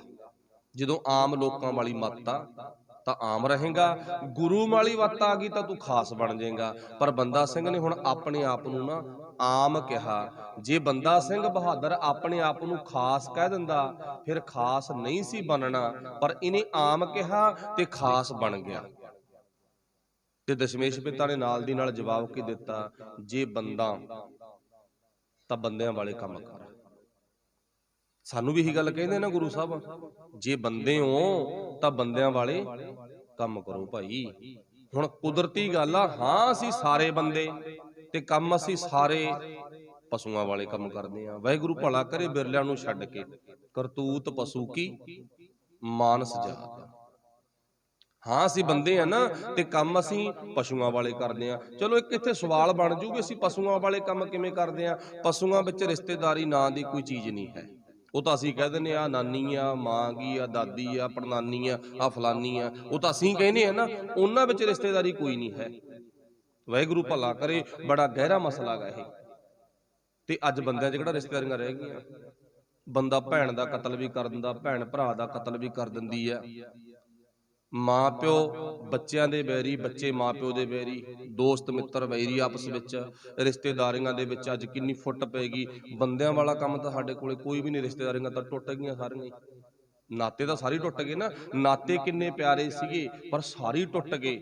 ਇਹ ਟੁੱਟਣ ਦੀ ਵਜ੍ਹਾ ਅਸੀਂ ਪਸ਼ੂ ਆ ਤਾਂ ਟੁੱਟ ਗਏ। ਪਸ਼ੂਆਂ ਵਿੱਚ ਵੀ ਰਿਸ਼ਤੇਦਾਰੀ ਨਾਂ ਦੀ ਕੋਈ ਚੀਜ਼ ਨਹੀਂ ਹੁੰਦੀ। ਵਾਹਿਗੁਰੂ ਭਲਾ ਕਰੇ। ਕਰਤੂਤ ਪਸ਼ੂ ਕੀ ਮਾਨਸ ਜਾਤ। ਗੁਰੂ ਸਾਹਿਬ ਕਹਿੰਦੇ ਫਿਰ ਬੰਦਿਆਂ ਵਾਲੇ ਕੰਮ ਕਰ। ਕੀ ਕੰਮ ਕਰਾਂ? ਫਿਰ ਉਸ ਤੋਂ ਬਾਅਦ ਧੰਨ ਗੁਰੂ ਗੋਬਿੰਦ ਸਿੰਘ ਸੱਚੇ ਪਾਤਸ਼ਾਹ ਦੀ ਬਖਸ਼ਿਸ਼ ਹੁੰਦੀ ਆ।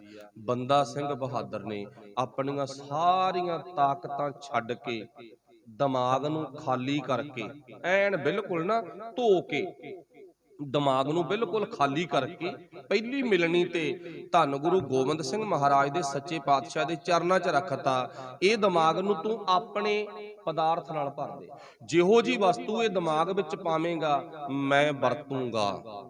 ਇਹ ਭਾਂਡਾ ਭਰ ਦੇ ਆਪਣੇ ਵੱਲੋਂ, ਜਿਹੜੀ ਮਰਜ਼ੀ ਤਾਕਤ ਨਾਲ ਭਰ ਦੇ। ਪਰ ਚੇਤਾ ਰੱਖਿਓ, ਜਿਨ੍ਹਾਂ ਨੇ ਆਪਣਾ ਦਿਮਾਗ ਰੂਪੀ ਭਾਂਡਾ ਮਾਂਜ ਕੇ ਗੁਰੂ ਚਰਨਾਂ 'ਚ ਰੱਖਤਾ ਨਾ, ਤੇ ਗੁਰੂ ਸਾਹਿਬ ਨੇ ਗਿਆਨ ਦੇ ਨਾਲ ਉਹ ਦਿਮਾਗ ਭਰਤਾ। ਕਿੰਨੇ ਕੁ ਗਿਆਨ ਦੇ ਨਾਲ ਭਰਿਆ ਉਹ ਬੰਦਾ ਸਿੰਘ ਬਹਾਦਰ ਦਾ ਤੁਹਾਨੂੰ ਇਤਿਹਾਸ ਸਾਰਿਆਂ ਨੂੰ ਆਉਂਦਾ, ਜਾਣਦੇ ਹੋ ਤੁਸੀਂ। ਉਹ ਦੱਸਦੇ ਨੇ ਵੀ ਬੰਦਾ ਸਿੰਘ ਬਹਾਦਰ ਦਾ ਦਿਮਾਗ ਬਹੁਤ ਜ਼ਿਆਦਾ ਚੰਗਾ ਸੀ, ਵਧੀਆ ਦਿਮਾਗ ਸੀ। ਜੇ ਵਧੀਆ ਦਿਮਾਗ ਸੀ ਤਾਂ ਵਾਹਿਗੁਰੂ ਭਲਾ ਕਰੇ। ਇੱਕ ਲਾਸਟ ਤੇ ਆਪਾਂ ਗੱਲ ਕਹਿ ਦਈਏ, ਜਿਹੜੀਆਂ ਜ਼ਮੀਨਾਂ ਦੇ ਅੱਜ ਮਾਲਕਾਂ, ਇਹ ਇਤਿਹਾਸ ਪੜ੍ਹ ਕੇ ਵੇਖਿਓ, ਬੰਦਾ ਸਿੰਘ ਬਹਾਦਰ ਨੇ ਕਬਜ਼ਾ ਕਰਵਾਇਆ। ਆ ਦਿੱਲੀ ਮੋਰਚਾ ਜਿੱਤਿਆ ਨਾ, ਚਲੋ ਚਾਹੇ ਕਿਸੇ ਵਜ੍ਹਾ ਕਰਕੇ ਜਿੱਤਿਆ ਗਿਆ, ਕਿਸੇ ਵਜ੍ਹਾ ਕਰਕੇ, ਸਾਡਾ ਉਹਦੇ ਨਾਲ ਕੋਈ ਮਤਲਬ ਨਹੀਂ, ਪਰ ਸ਼ੇਰਾ ਵੱਜ ਗਿਆ ਵੀ ਫਲਾਣੇ ਬੰਦੇ ਸੀ ਮੂਹਰੇ। ਸ਼ੇਰਾ, ਚਲੋ ਆਪਾਂ ਇੱਕ ਬੰਦੇ ਦਾ ਕਿਸੇ ਦਾ ਨਾਂ ਨਹੀਂ, ਨਾ ਇੱਕ ਪਾਰਟੀ ਦਾ, ਨਾ ਇੱਕ ਜਥੇਬੰਦੀ ਦਾ, ਸ਼ੇਰਾ ਵੱਜ ਗਿਆ, ਕਿਸੇ ਦੇ ਅੱਗੇ ਵੱਜ ਗਿਆ, ਵੱਜ ਗਿਆ। ਪਰ ਇਵੇਂ ਜਿਵੇਂ ਜੇ ਬੰਦਾ ਸਿੰਘ ਬਹਾਦਰ ਕੱਲਾ ਨੰਦੇੜ ਤੋਂ ਤੁਰਿਆਗਾ ਤਾਂ ਉੱਥੇ ਬੰਦਾ ਸਿੰਘ ਬਹਾਦਰ ਦੇ ਮੱਥੇ ਤੇ ਸ਼ੇਰਾ ਵੱਜਿਆਗਾ ਵੀ ਜ਼ਮੀਨਾਂ ਦੇ ਮਾਲਕ ਉਹਨੇ ਸਾਨੂੰ ਬਣਾਇਆਗਾ। ਪਰ ਮਾਫ ਕਰਨਾ, ਇੱਕ ਦੁੱਖ ਵੀ ਆਉਂਦਾ, ਜਿਹੜਾ ਕਾਮਰੇਡੀ ਲਾਣਾ ਨਾ, ਇਹ ਬੰਦਾ ਸਿੰਘ ਬਹਾਦਰ ਦੇ ਉਸ ਇਤਿਹਾਸ ਨੂੰ ਮੰਨਦਾ ਨਹੀਂ। ਇੱਕ ਪਿੱਛੇ ਜਿਹੜਾ ਸੋਸ਼ਲ ਮੀਡੀਆ ਤੇ ਬੁੜੀ ਸੀ ਔਰਤ, ਰੱਬ ਨੂੰ ਪਤਾ ਕੌਣ ਸੀ ਕੌਣ ਨਾ, ਕਿਸੇ ਜਥੇਬੰਦੀ ਨਾਲ, ਕਿਸੇ ਟਰਸਟ ਨਾਲ ਉਹਦਾ ਤਾਲਮੇਲ ਹੈ ਜਾਂ ਨਹੀਂ ਹੈ। ਹੁਣ ਭੈਣੋ ਤੇ ਭਰਾਵੋ, ਤੁਸੀਂ ਸੌਖੀ ਜੀ ਗੱਲ ਸਮਝਦੇ ਹੋ, ਬੰਦਾ ਸਿੰਘ ਬਹਾਦਰ ਨੇ ਜ਼ਮੀਨਾਂ ਤੇ ਕਬਜ਼ਾ ਕਰਵਾਇਆ, ਸਭ ਨੂੰ ਪਤਾ, ਨਿਆਣੇ ਨੂੰ ਵੀ, ਸਿਆਣੇ ਨੂੰ ਵੀ, ਭੈਣ ਨੂੰ ਵੀ, ਵੀਰ ਨੂੰ ਵੀ। ਪਰ ਉਹ ਕਹਿੰਦੀ ਅੰਗਰੇਜ਼ਾਂ ਨੇ ਕਬਜ਼ਾ ਕਰਵਾਇਆ ਸਾਡਾ, ਅੰਗਰੇਜ਼ਾਂ ਨੇ। ਮਾਫ ਕਰਨਾ, ਉਹ ਇਦਾਂ ਦਾ ਊਟ ਪਟਾਂਗ ਮਾਰੀ ਜਾਂਦੀ ਆ, ਸੋਚ ਕੇ ਦੇਖੋ। ਚਲੋ ਊਟ ਪਟਾਂਗ, ਊਟ ਪਟਾਂਗ ਹੀ ਕਹਾਂਗੇ ਨਾ, ਮਾਫ ਕਰਨਾ। ਫਿਰ ਬੰਦਾ ਸਿੰਘ ਬਹਾਦਰ ਤੇ ਐਸੀ ਗੁਰੂ ਸਾਹਿਬ ਦੀ ਕਿਰਪਾ ਹੋਈ, ਧੰਨ ਗੁਰੂ ਗੋਬਿੰਦ ਸਿੰਘ ਮਹਾਰਾਜ ਨੇ ਸਭ ਤੋਂ ਪਹਿਲਾਂ ਬੰਦਾ ਸਿੰਘ ਬਹਾਦਰ ਤੇ ਕਲਾਸ ਲਾਈ। ਪੰਜ ਪਿਆਰੇ ਵੀ ਕਲਾਸ ਲਾਉਂਦੇ ਨਾ ਪਹਿਲਾਂ, ਫਿਰ ਅੰਮ੍ਰਿਤ ਦੀ ਦਾਤ ਦਿੰਦੇ ਨੇ, ਫਿਰ ਖੰਡੇ ਕੀ ਪਹੁਲ ਦਿੰਦੇ ਨੇ। ਫਿਰ ਗੁਰੂ ਗੋਬਿੰਦ ਸਿੰਘ ਨੇ ਆਪਣੇ ਹੱਥੀਂ ਖੰਡੇ ਕੀ ਪਹੁਲ ਤਿਆਰ ਕੀਤੀ। ਫਿਰ ਧੰਨ ਗੁਰੂ ਗੋਬਿੰਦ ਸਿੰਘ ਮਹਾਰਾਜ ਨੇ ਬੰਦਾ ਸਿੰਘ ਦਾ ਨਾਮ, ਵਾਹਿਗੁਰੂ ਮਾਧੋ ਦਾਸ ਦਾ ਨਾਮ ਬੰਦਾ ਹੀ ਰੱਖਤਾ, ਤੇ ਪਿੱਛੇ ਅੰਮ੍ਰਿਤ ਛਕਾ ਕੇ ਸਿੰਘ ਲਾਤਾ। ਤੇ ਬਹਾਦਰ ਦਾ ਤੁਖਲਸ ਆਪਣੇ ਵੱਲੋਂ ਗੁਰੂ ਸਾਹਿਬ ਨੇ 5 ਤੀਰ ਦੇ ਕੇ ਬਖਸ਼ਿਆ ਸੀ। 5 ਤੀਰ ਦੇ ਕੇ, ਤੂੰ ਬਹੁਤ ਵੱਡਾ ਬਹਾਦਰ ਆ, ਤੇ ਤੇਰੇ ਤੇ ਮੈਨੂੰ ਆਸ ਆ। ਆਸ ਬਹਾਦਰ ਸ਼ਾਹ ਤੇ ਵੀ ਰੱਖੀ ਸੀ। ਇੱਕ ਬਹਾਦਰ ਸ਼ਾਹ ਗਾ, ਇੱਕ ਬੰਦਾ ਸਿੰਘ ਬਹਾਦਰ ਆ। ਦੇਖੋ ਦੋਨੇ ਨਾਮ ਮਿਲਦੇ ਆ ਨਾ, ਪਰ ਬਹਾਦਰ ਸ਼ਾਹ ਤੇ ਆਸ ਨਹੀਂ ਸੀ ਰੱਖੀ ਗੁਰੂ ਸਾਹਿਬ ਨੇ। ਉਦਾਂ ਗੱਲ ਕਹੀ ਸੀ ਵੀ ਤੂੰ ਆਹ ਕੰਮ ਕਰਨਾ, ਉਹਨੇ ਕੀਤਾ ਨਹੀਂ। ਪਰ ਇੱਕ ਗੁਰੂ ਸਾਹਿਬ ਨੇ ਆਪਣੇ ਹੱਥੀਂ ਤਿਆਰ ਕੀਤਾ, ਜਿਹੜੇ ਵੀਰ ਨੂੰ ਤਿਆਰ ਕੀਤਾ ਉਹ ਤੇ ਗੁਰੂ ਸਾਹਿਬ ਨੇ ਆਸ ਰੱਖੀ ਸੀ, ਤੇਰੇ ਤੇ ਮੈਨੂੰ ਭਰੋਸਾ, ਜਾ ਪੰਜਾਬ ਦੀ ਧਰਤੀ ਵੱਲ, ਇੱਥੇ ਬੈਠਾ ਨਾ ਰਹਿ, ਡੇਰਿਆਂ ਵਿੱਚ ਵੜ ਕੇ ਨਾ, ਜਾਣੀ ਕਿ ਘੋਰਨਿਆਂ 'ਚ ਵੜ ਕੇ, ਖੁੱਡਾਂ 'ਚ ਵੜ ਕੇ। ਪ੍ਰਾਪਤੀਆਂ ਨਹੀਂ ਹੁੰਦੀਆਂ, ਪ੍ਰਾਪਤੀਆਂ ਖੁੱਡਾਂ 'ਚੋਂ ਬਾਹਰ ਨਿਕਲ ਕੇ ਹੁੰਦੀਆਂ। ਪੁੱਤ ਇੱਥੇ ਨਾ ਬੈਠ, ਤੇਰੇ ਇੱਥੇ ਬੈਠਣ ਦੀ ਥਾਂ ਨਹੀਂ, ਤੇ ਤੂੰ ਪੰਜਾਬ ਦੀ ਧਰਤੀ ਵੱਲ ਜਾ। ਤੇ ਉੱਥੇ ਆਹ ਕੁਛ ਹੋਇਆਗਾ। ਜਿਉਂ-ਜਿਉਂ ਗੁਰੂ ਸਾਹਿਬ ਨੇ ਪਿੱਛੇ ਤੋਂ ਆਨੰਦਪੁਰ ਸਾਹਿਬ ਦਾ ਸਾਰਾ, ਚਮਕੌਰ ਦਾ ਸਾਕਾ, ਫਤਿਹਗੜ੍ਹ ਸਾਹਿਬ ਦਾ ਸਾਕਾ, ਮੁਕਤਸਰ ਸਾਹਿਬ ਦਾ ਸਾਕਾ, ਜਿੰਨਾ ਸਾਰਾ ਸੁਣਾਇਆ ਨਾ, ਤੇ ਬੰਦਾ ਸਿੰਘ ਬਹਾਦਰ ਦਾ ਲੂੰ ਕੰਡਾ ਖੜਾ ਹੋ ਗਿਆ। ਤੇ ਹੁਣ ਇਜਾਜ਼ਤ ਮੰਗਦਾ ਗੁਰੂ ਸਾਹਿਬ ਤੋਂ, ਛੇਤੀ ਕਰੋ, ਥਾਪੀ ਦਿਓ, ਥਾਪੀ ਦਿਓ, ਥਾਪੜਾ ਦਿਓ, ਤੇ ਪਾਤਸ਼ਾਹ ਤੁਹਾਡੇ ਇਹਨਾਂ ਕਾਰਜਾਂ ਨੂੰ ਮੈਂ ਨੇਪਰੇ ਜ਼ਰੂਰ ਚਾੜਾਂਗਾ। ਭਾਵੇਂ ਮੈਂ ਕਿਸੇ ਵੀ ਦੁੱਖ ਦੇ ਵਿੱਚ, ਸੰਘਰਸ਼ ਦੇ ਵਿੱਚ ਆ ਜਾਵਾਂ, ਪਰ ਮੈਂ ਤੁਹਾਡੇ ਬਚਨਾਂ ਨੂੰ ਕਦੇ ਪੂਰਾ ਕਰਨ ਤੋਂ ਬਿਨਾਂ ਇਸ ਧਰਤੀ ਤੋਂ ਸਰੀਰ ਆਪਣਾ ਨਹੀਂ ਛੱਡਾਂਗਾ। ਜੇ ਗੁਰੂ ਸਾਹਿਬ ਨਾਲ ਬਚਨ ਕੀਤੇ ਨੇ, ਗੁਰੂ ਸਾਹਿਬ ਨੇ ਬੰਦਾ ਸਿੰਘ ਬਹਾਦਰ ਦਾ ਰੁਤਬਾ ਤੋਂ ਖਾਲਸ ਦਿੱਤਾ, ਤਾਂ ਬੰਦਾ ਸਿੰਘ ਬਹਾਦਰ ਨੇ ਉਹ ਕਾਰਜ ਵੀ ਭਾਈ ਕੀਤੇ ਨੇ। ਇੱਥੇ ਅੱਜ ਸਮਾਪਤੀ ਆ। ਭੁੱਲਾਂ ਦੀ ਖਿਮਾ। ਗੁਰੂ ਗੋਬਿੰਦ ਸਿੰਘ ਮਹਾਰਾਜ ਜੀ ਅੱਗੇ ਹੋਰ ਕਿਹੜੇ ਕਿਹੜੇ ਕਾਰਜ ਕਰਦੇ ਨੇ, ਇਸ ਅਸਥਾਨ ਤੇ ਕਾਫੀ ਗੁਰਦੁਆਰਾ ਸਾਹਿਬ ਨੇ, ਕਿਵੇਂ ਕਿਵੇਂ ਪਾਤਸ਼ਾਹ ਦੇ ਨਾਲ ਉਹਨਾਂ ਗੁਰਦੁਆਰਿਆਂ ਦੀਆਂ ਯਾਦਾਂ ਜੁੜੀਆਂ ਹੋਈਆਂ ਨੇ, ਗੁਰੂ ਬਖਸ਼ਿਸ਼ ਕਰੇ ਆਉਣ ਵਾਲਾ ਸਮਾਂ ਦੱਸੇਗਾ। ਭੁੱਲਾਂ ਦੀ ਖਿਮਾ। ਸਭ ਦਾ ਧੰਨਵਾਦ। ਵਾਹਿਗੁਰੂ ਜੀ ਕਾ ਖਾਲਸਾ, ਵਾਹਿਗੁਰੂ ਜੀ ਕੀ ਫਤਿਹ। ਰਾਮ ਕਲੀ ਮਹੱਲਾ ਤੀਜਾ। ਆਨੰਦ ਏਕ ਓੰਕਾਰ ਸਤਿਗੁਰ ਪ੍ਰਸਾਦ। ਆਨੰਦ ਭਇਆ ਮੇਰੀ ਮਾਏ, ਸਤਿਗੁਰੂ ਮੈਂ ਪਾਇਆ।